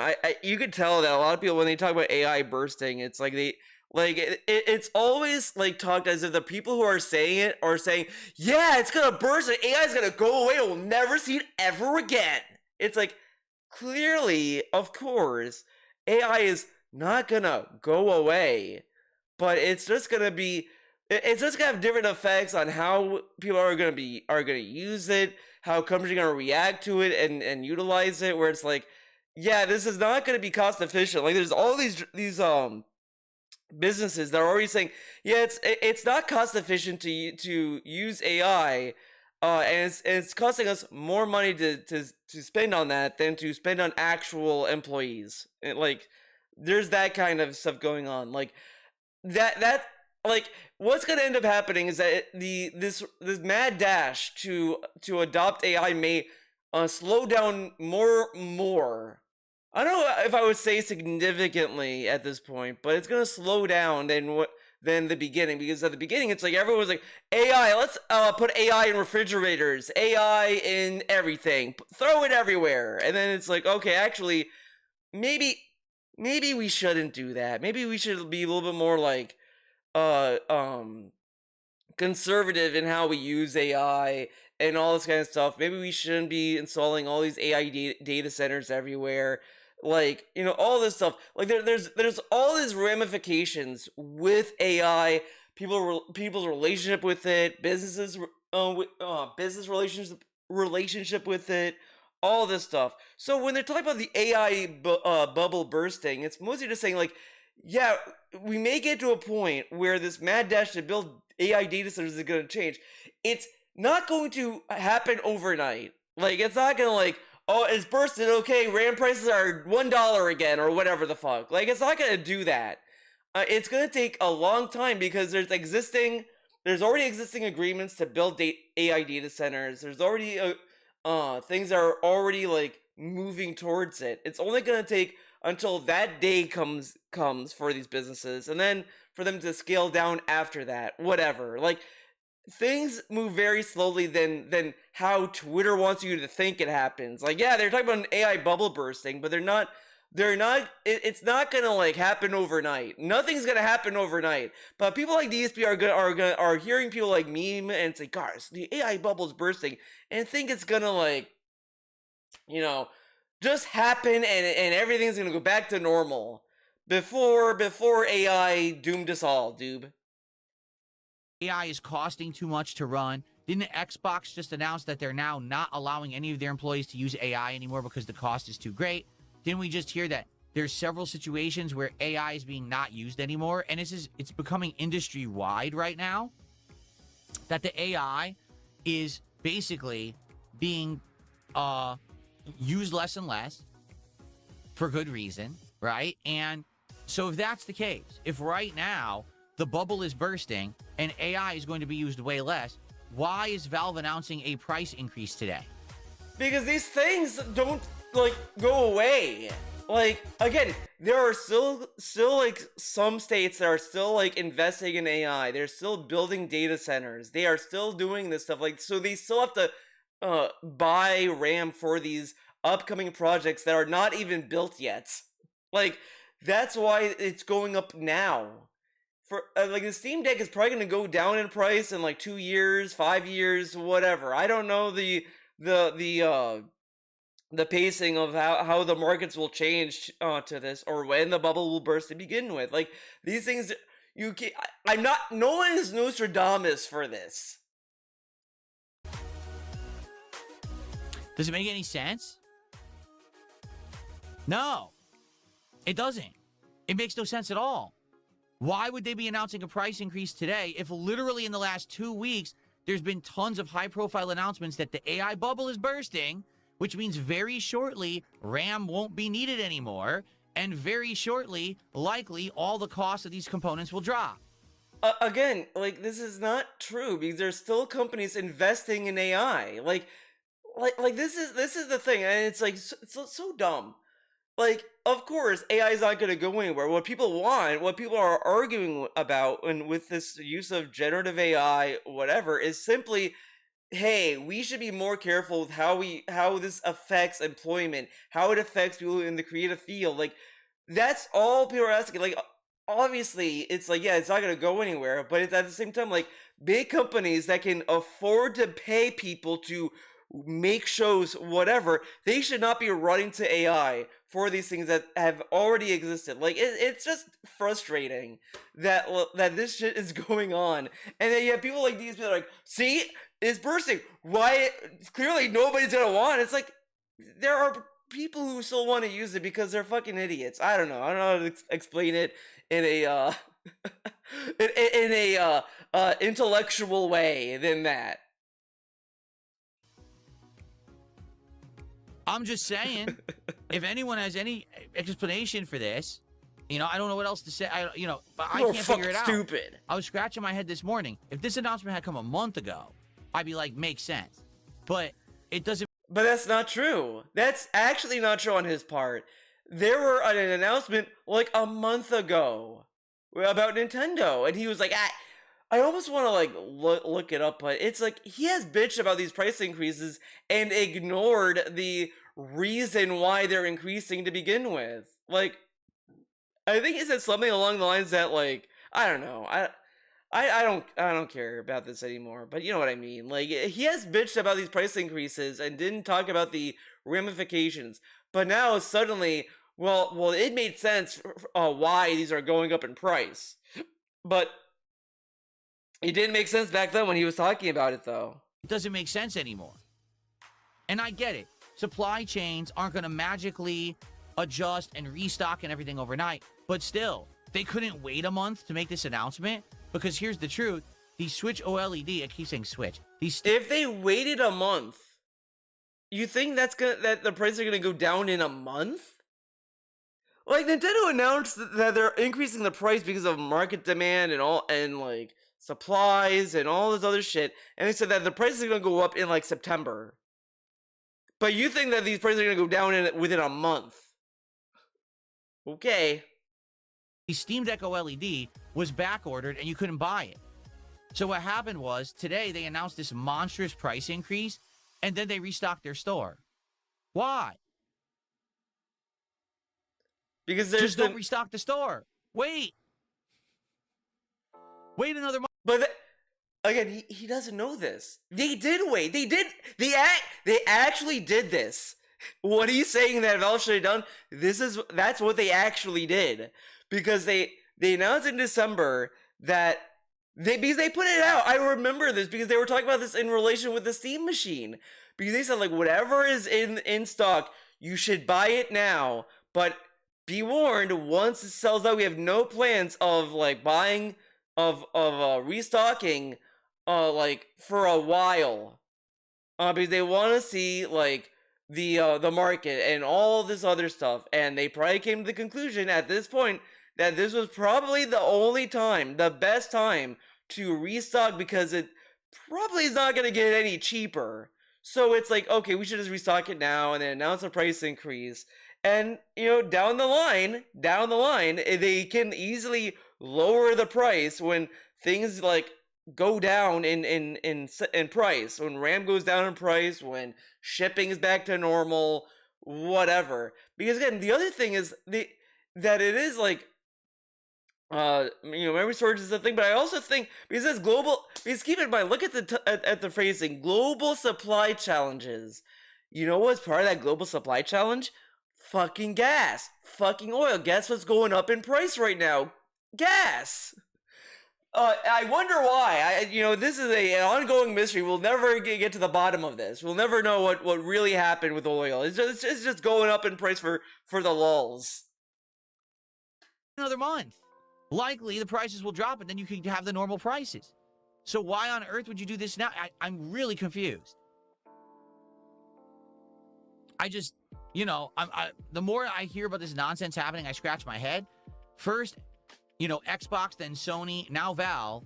No one's going to buy your shit. Like, I don't know how else I can really, push this forward. Okay, but he doesn't understand. Like, let's say that they keep the price at $5.49 or whatever. They keep it the same price as always. Do you really think that this is going to be financially sound for Valve in the long run? Like, a lot of these prices that you're buying stuff from, they are operating at a loss, but it's like a comfortable loss in some cases where it's like, yeah, this doesn't cover the exact development for this, but it will get enough to where it's like, if enough people buy it, it's gonna make up for it, and we may be able to make the money back from it, but we're gonna be operating at a minimal loss. Like, whatever they try to kind of do whatever. But if the prices are going up and they don't increase the prices, that's just gonna they're gonna bleed more money than than ever before. So it's like that There you go. There you have it. Matter-of-fact way, no one is going to buy the Steam Deck OLED for $949 when you've already taught the market that its actual value is $649. This dude is an idiot. He says all these boomer business terms. You taught the market this. Okay, we taught the market that games were $60, and look how much games cost now. Like, this is like not relevant anymore. It's like, yeah, that's how much it did cost, but now that since the value of the internals are going up, like the market has to adapt to that. Like, the market taught us that RAM was at one point very affordable, but now it's not affordable anymore. Like,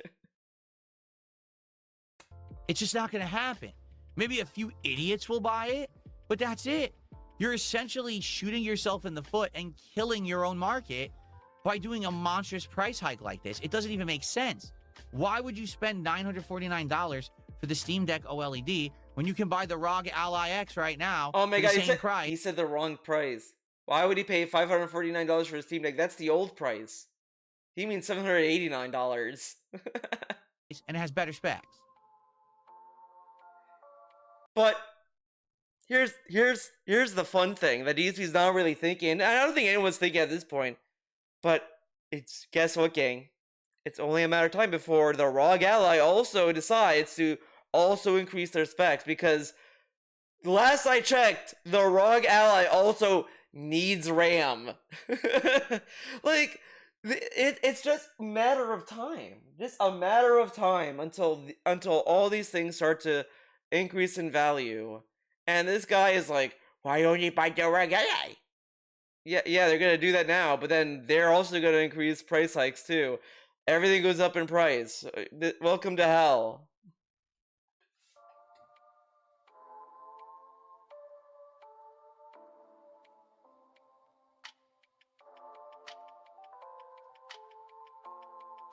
So anyway, here's the actual price increases.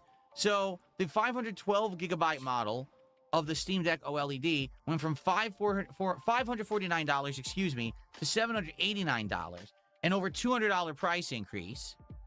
Okay? And then the higher end model, which has the terabyte of memory, went from $649 to $949. Damn, I didn't know it was $649 for 1 terabyte. Ludicrously stupid. Oh God, that's insane. Okay? But now here's the real yeah, it's problem. so good. Yeah, it's so good. Right? They haven't announced the Steam machine yet. And back, in like December, January, when the new Steam machine was originally announced, everyone suspected that if they really wanted to hit the perfect price point. But it's funny because he's gonna say this about like, oh, they think that it's gonna be like $700 or $600 or whatever. The thing is, Valve openly stated that they were not targeting consoles with the internals. Like, they were like, yeah, this is gonna be as like robust as a PC. Like, that's what they wanted for the Steam machine.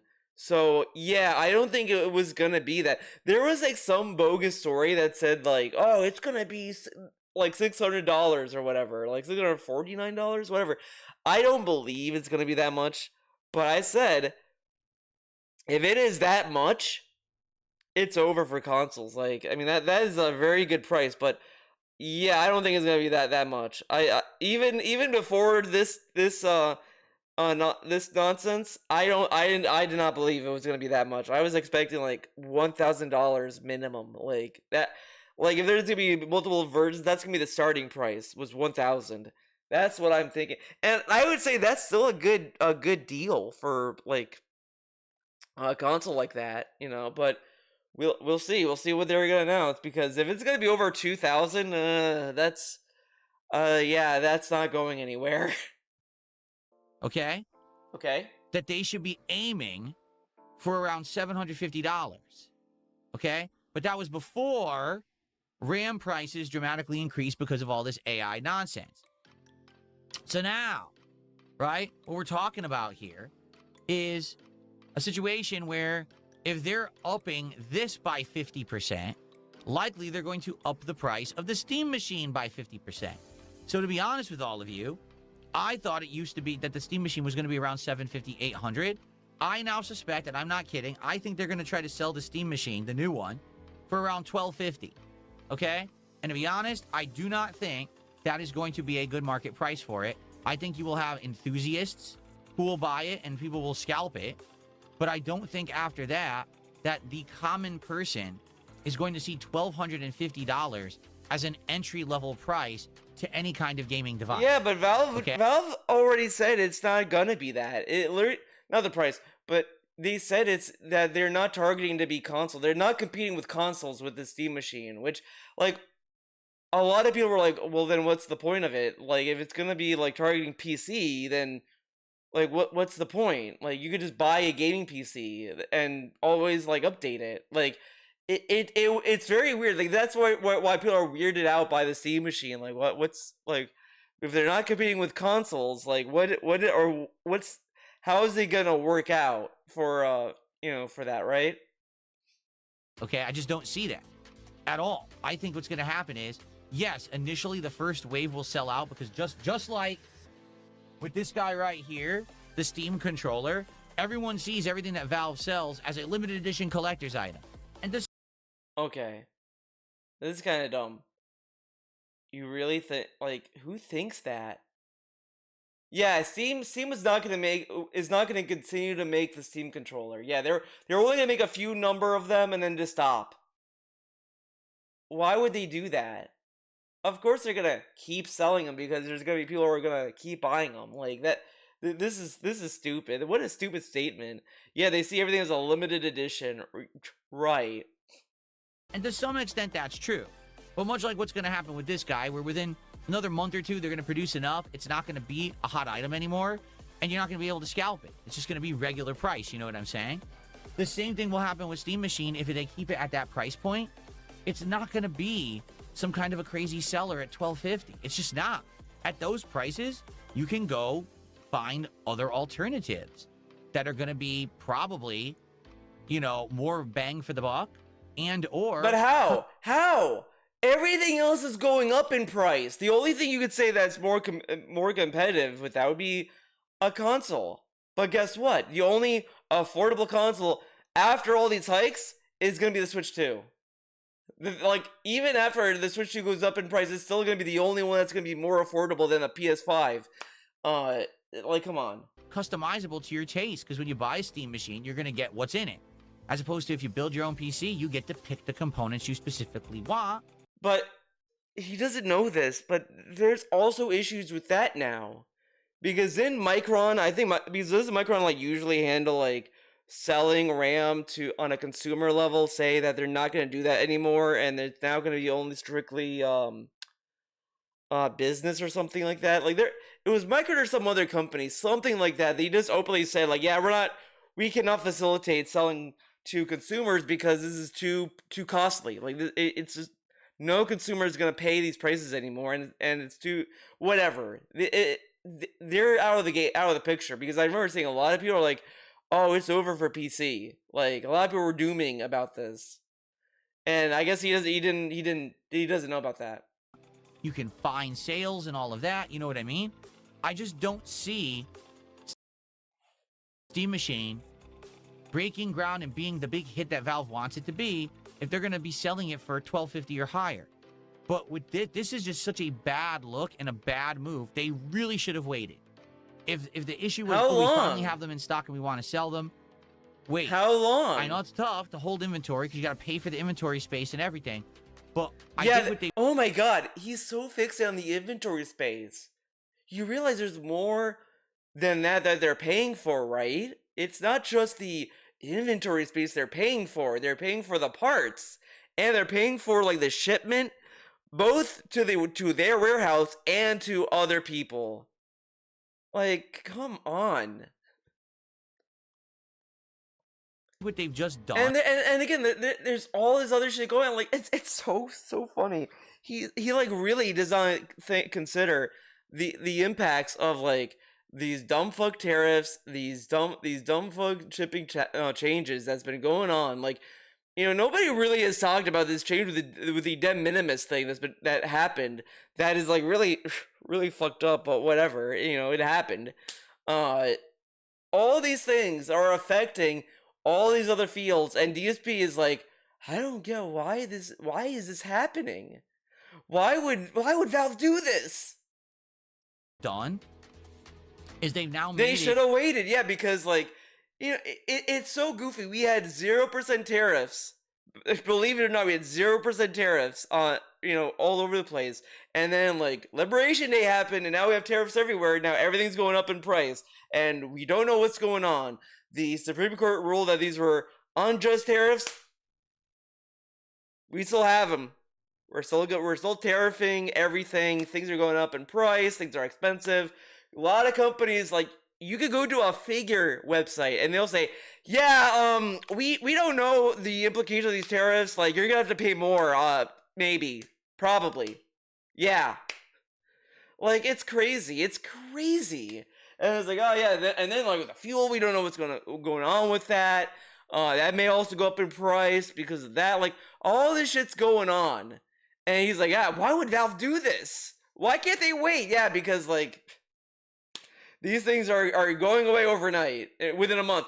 In June, guys, when June rolls around, everything's gonna go back to normal. No tariffs.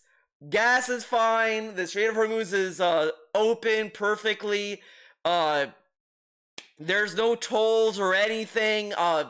Trump said, you know what? Fuck these dumb tariffs. We're back to normal, baby. And then things are stable again. No, that's definitely gonna happen in June. Just wait, guys. Hold on. A situation where no one is going to want to buy shit. Everyone's going to be like, hold the line, hold, and not pull the trigger on anything. Why would you, when if AI's bubble is about to burst, prices are about to drop in a few months? So, yeah. I don't think it's this going to happen in a few months. Probably going to be in a few years. It's not a good sign for the industry. Probably going to take years. It's going to take years because, again, there's already, like,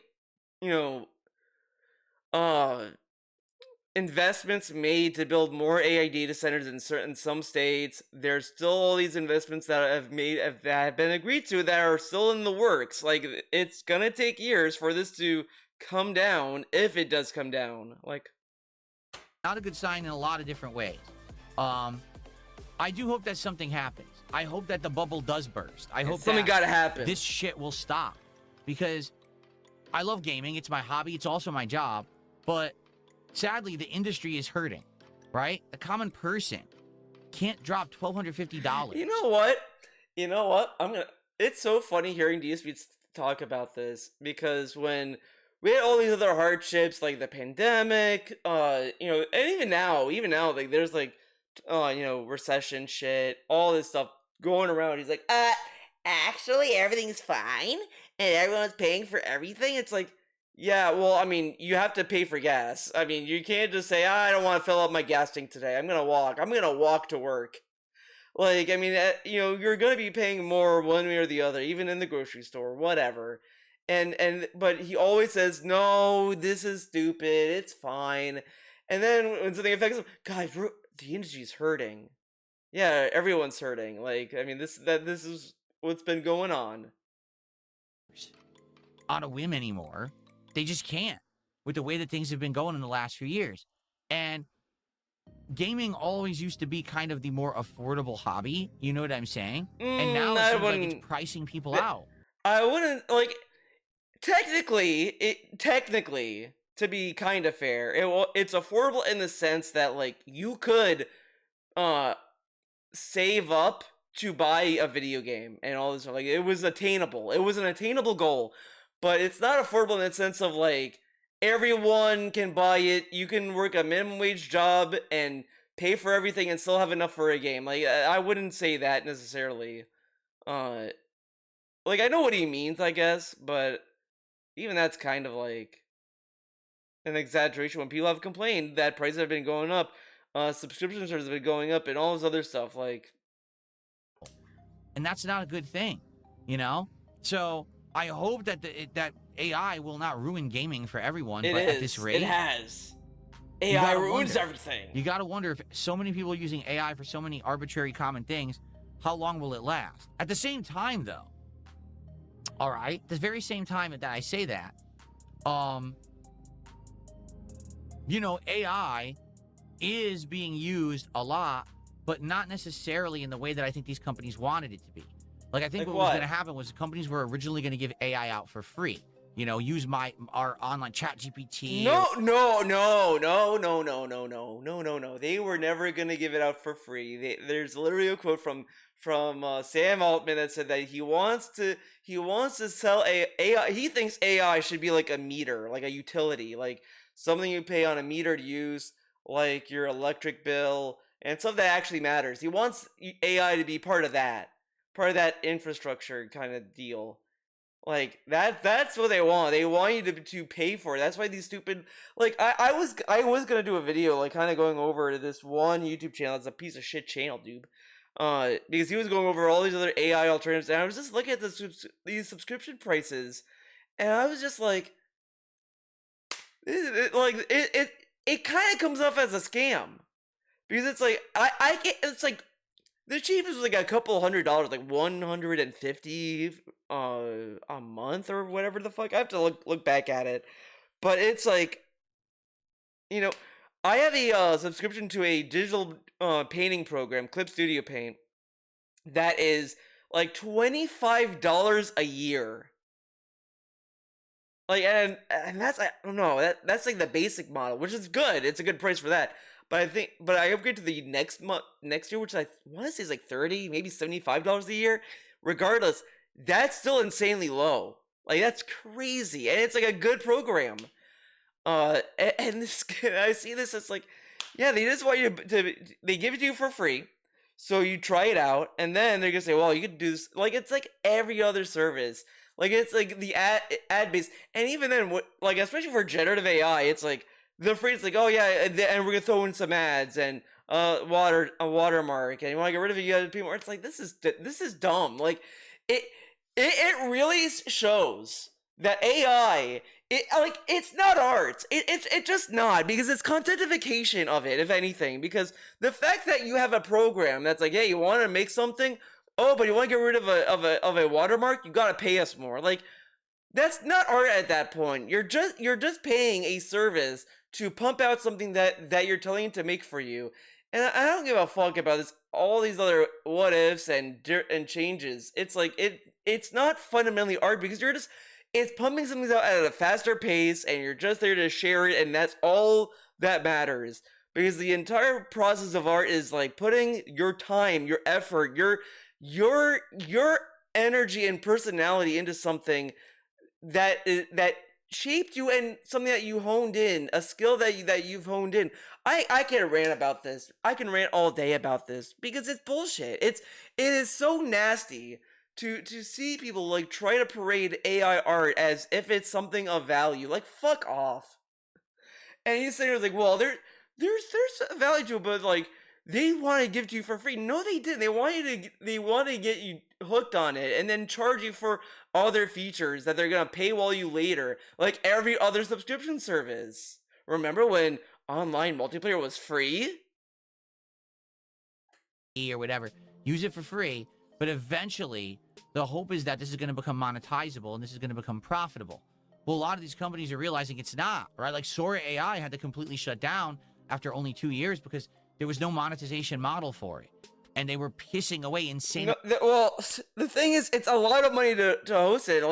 Like AI has been operating on a loss for years. Like I don't think they've ever made their money back. Every time I've seen people talk about it, it's always just like, look how much money they're losing.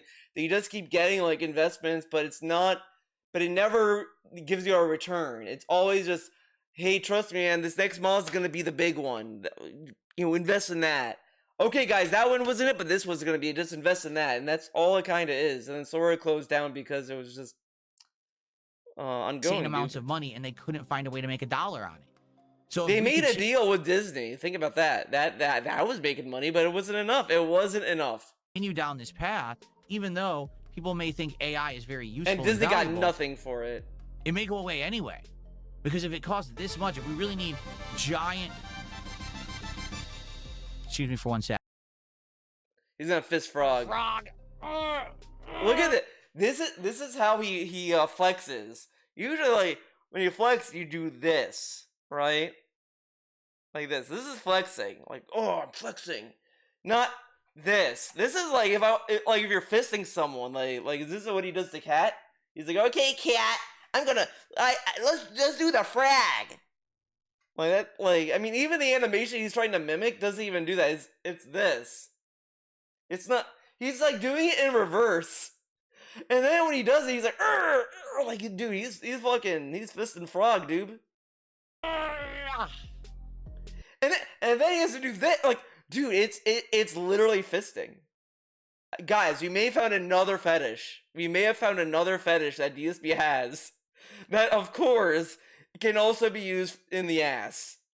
Poop, diapers, food. I mean, I guess, and fisting. He's a fister. That's a good one. Thank you. That's Wings a of good Deception one. for $2. Like every time he does it, it's like he's actually fisting someone. And then he's like, "Oh, that's a good one." Okay, man. Viva Phil, Viva. I hate Wings with a passion. Again, I'm sorry. I'm not gonna Wings, king but shame thank you people. for I the mean, $2. that's his thing. Hey, man, Very nice. that's your thing. You're our top super chatter of the day. You're actually our first super chatter of the day.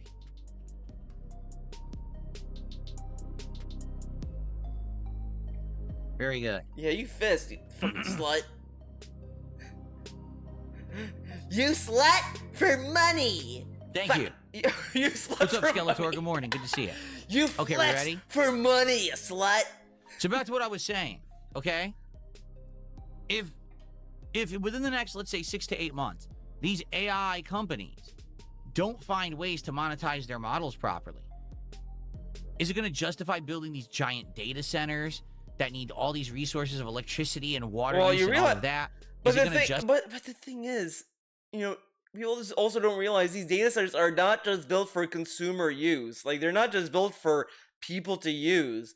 The government's also going to use them. Like, why do you think the government's is like in bed with Palantir? Like, you think it's a coincidence? Like these data centers are clearly going to be also used to surveil people in the long run too. It's just going to not be talked about because I don't think the government wants people to know this either. But like you have Palantir that has been that said a lot of sus shit if you look into it, dude. But like that's what's also gonna happen eventually. They're gonna use the data centers inward as well. Like, come on.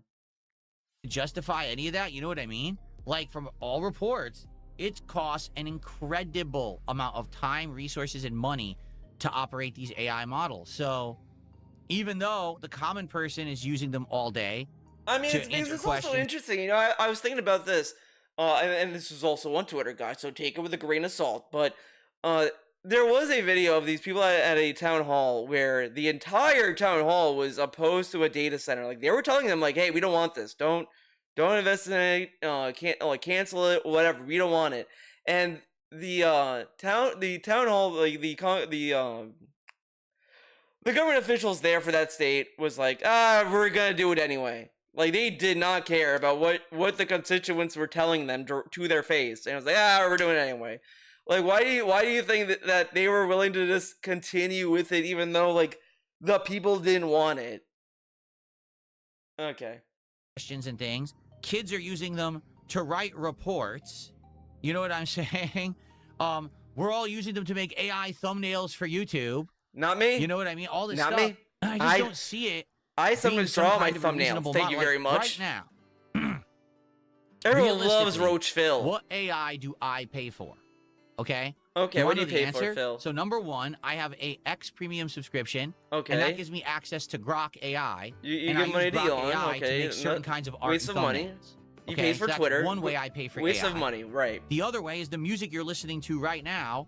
It's called the Roland cool, Bridgecast slop. Music Library. And this is Right. AI-generated music that I use as background music Yeah, during why my use shows actual and music? podcasts and That'd the be like. stupid. So I pay for that. I have a monthly subscription for that as well. Uh-huh. So I right. pay for 2 subscriptions that are supplementing AI use, right?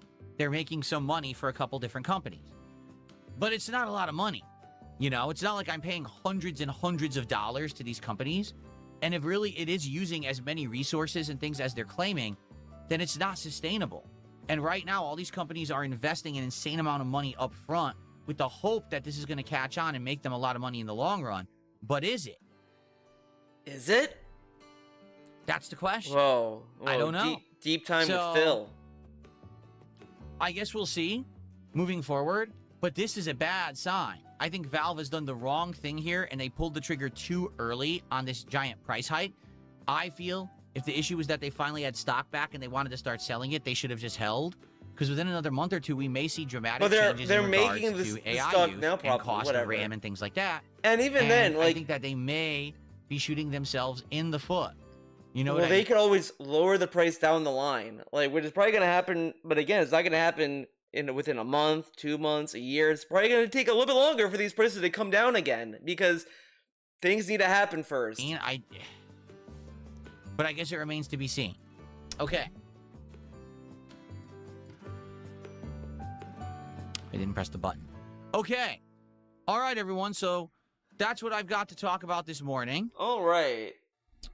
Let's hear the initial wave of shout-outs. But I'm getting hungry, so I may want to end it soon, by the way. But now, is competition is going to step up. Oh. 2 years ago for $200 is now over $1,100. Yep. Got rid of that guy, too. Thanks for telling me, everybody. Yak Almighty says, the RAM stick I bought 2 years ago for $200 is now over $1,100. It's just insane. Oh, by the way, if you're not aware, what's going to happen now is competition is going to step up, and they're going to start allowing the market to adjust. For example, if you haven't heard, China is now designing RAM and graphics cards. And they're supposed to be coming out within the next several months, their first offerings of both RAM and graphics cards. And because they're going to flood the market with their versions, the cost is going to drop. So it doesn't really matter. Like right now, what happened is sticker shock because people weren't expecting this to happen. This is exactly what happened during COVID. Where during COVID, the manufacture of certain microchips and things was dramatically slowed because of the impacts of COVID globally. So all the prices increased. But eventually, the market got flooded and then all the prices dropped again. So this is what's going to happen is you're going to have more competition, more people stepping up who are going to be, manufacturing this stuff, and the price is going to drop again. It's not going to last forever. Well, we'll see what happens.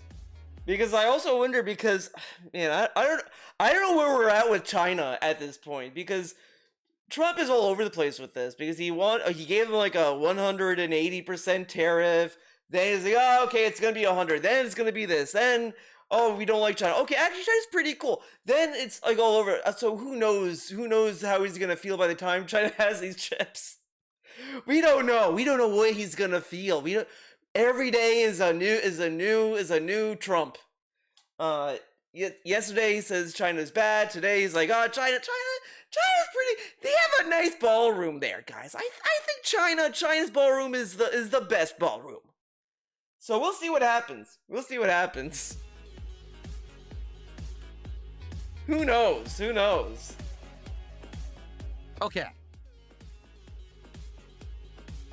All right, so folks, before we get to our pack openings, because right now we have two. If we get any more $50... All right, I think that's where I'm going to end this. I don't think there's anything else below. I don't think there's anything else I want to talk about. I don't think there's anything else in this podcast. Correct? 2 full arts, dude. Initially, when something is new, it has a certain set value, but over the years, then the value goes up. Like, let's say, for example, today, I pulled one of those cards that we just looked at. Okay. Kinds of industries. It could actually have zero value because the whole sports memorabilia, you got to be careful. You don't know you can invest a ton of money and you can. What's my favorite card? That's Spiro. The Spiro. I wonder if I still have my card binders. Yeah, I got card binders. No, Pete Eric. He says, but I had this when I was a kid. From earlier, I don't do Pokemon shit anymore. No, because I'm not thinking of it from a financial. I need to find it because there was a few cards I liked. I had Digimon cards too, but the ones I liked in Digimon were just simply out of bias. I always liked the Puppet Digimon. I don't remember Puppetmon. I don't remember the name. I thought that I liked it because it was because that episode was creepy because it was like Puppetmon was like controlling the gang. And I was like, oh, this is kind of creepy. This is kind of cool. I kind of want to watch that episode again. Maybe it's not creepy. Maybe it's stupid. So there was that. I want to say there was maybe another Digimon card I liked, but I don't remember. Pokemon, I like Pikachu because I like Pikachu. I don't know. I have to find my binders, but yeah, I have to think about it. I do remember this one time. This is gonna be a little story time. This is when I was young. I was stupid. Okay, like whatever. It was me and my brother. My brother liked collecting cards. We would go to this one place to buy them, and I thought that he was gonna buy like because I don't remember if I gave him money or I thought he told me, "Oh, I'm gonna buy a card that we're both gonna share or something." There was some misunderstanding that I know for a fact. There was a misunderstanding. So he buys the card and then like he's like, "Oh, this is for me" or whatever. And then I started I started crying and be like, to the point where the card guy was like, "Hey man, just like do this." Like he was like trying to like calm the situation because I was like being a little bitch about it. And then he's like, okay. Then I calmed down. And since then, I felt bad about that ever since. I was like, God damn, I was like such an asshole. But I was a kid. You know, when you're the younger brother and the older and you always think the older brother's screwing you over, shit happens. Okay, shit happens.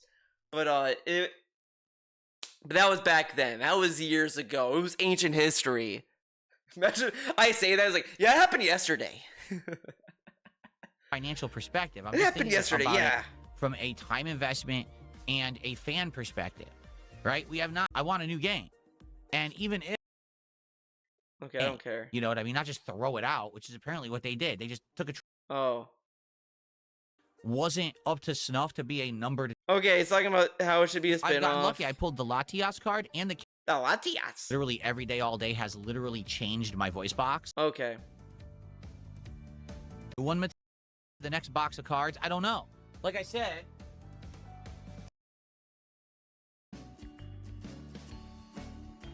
although I think Orcs or Dorks, you made a typing error. If you had moved it over a decimal point to $49.99, then we would have been opening up another pack of Pokemon cards. So I think you mistyped Okay. Cool. the N-word, letter by letter, saying awful things that, What? yeah, I would. And it would last about a day. And then I would get banned because people would literally just sit there spelling out the N-word, letter by letter, saying awful things that, you know, in a way that it passes any kind of filter, but you know what they're trying to say. And when they do that, I get banned. I get in trouble for it, not them. I get in trouble for it because it's considered part of my stream because it's on the content of my stream. So here's the difference. If someone comes to chat and spams it, it's not your fault. If it's on your stream visibly, it's your fault. If you can hear it on your stream, it's your fault. You see? So as long as it stays in the chat, it's fine and I can ban those people, but you know, I can't have it in the content.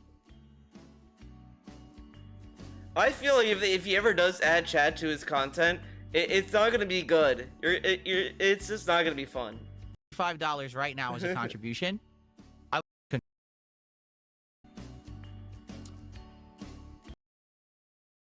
knowledge I picked up to get my business degree that I use in running my business? Yes, there is. What? What was the question? Is there any knowledge I picked up to get my business degree that I use in running my business? Yes, there is. Oh, okay. Yeah, he learned to keep asking. 5, 4. Okay. I don't know what he's counting down to. I don't care. Expensive in the 90s for someone like me to be able to afford. They were even at that point they were like $800 to $1,000. So Hey, what? no, I never had a Neo Geo. They were way too expensive in the 90s for But I someone like me thought to be able to afford. I thought it was even at that point they affordable. were like $800 to $1,000. So you know, noir. So that's probably how I'll watch it. Hey, what? I'll probably watch Spider-Man Noir in black and white. Like I understand it's in color too, but the whole idea is that it's supposed to be black and white noir. Okay. You show us pics or recommend it or whatever. Yeah, let me use it for a bit. I've only used it 3 times so far. Hey, what? I may. Sarah's God says if after you use this workout machine for some time, would you show us pics or recommend it or whatever? Yeah, let me use it for a bit. I've only used it 3 times so far. Let me get into the groove of using it. Let me get used to it. Let me, then I can maybe talk about it. Right now, I'm a newbie to it. Yeah, isn't and I wouldn't be able to really help anyone. Can you say no to taking pictures at least? C3LT76 says, would you do One Piece card openings in the future? I don't know anything about that. Yeah, he doesn't know what One Piece is. Come on, let's get some more packs. I bet he doesn't even know who Nico Robin is. I bet he doesn't even know who that is. I bet you'd say, Phil, what do you think of Nico Robin? He's gonna be like, is that a Batman character? It's open. Let's do that. Nico Robin's the GOAT. I'm a Nico Robin guy. If you hate her, you're an idiot. Yeah, I said it. You tell me Nico Robin ain't the GOAT? Well, you're wrong. You're just factually wrong. You're wrong, and you're not a fan of One Piece. Not like me. I'm a true fan. I'm a true believer of One Piece. I am on chapter 300 and I want to say 390 something. I'm at the part where they're on the boat train. They're trying to save Nico Robin and all that. I'm at that part. Like just a little bit after Water 7. They're like, oh, we gotta save Nico Robin. She's going to Annie's lobby. We gotta get her back. And she's so guilt-ridden. She's like, I don't want my friends to be in trouble. But she's one of them. They can't let her go because she's so cool. She's the coolest member of the crew. I think, hot take, after the time skip, when Sanji got annoying, they should just get rid of Sanji. Just keep Nico Robin, get rid of Sanji, or I don't know, do something else with him, because the stuff I hear about him, it does not sound cool to me. It seems like the cool stuff with Sanji is in pre-time skip. Yeah. I said it. Anyways, that's it for this video. I think I'm gonna wrap it up there. I'm like rambling about One Piece now. That's when I know it's time to wrap it up. See you in the next video. Bye!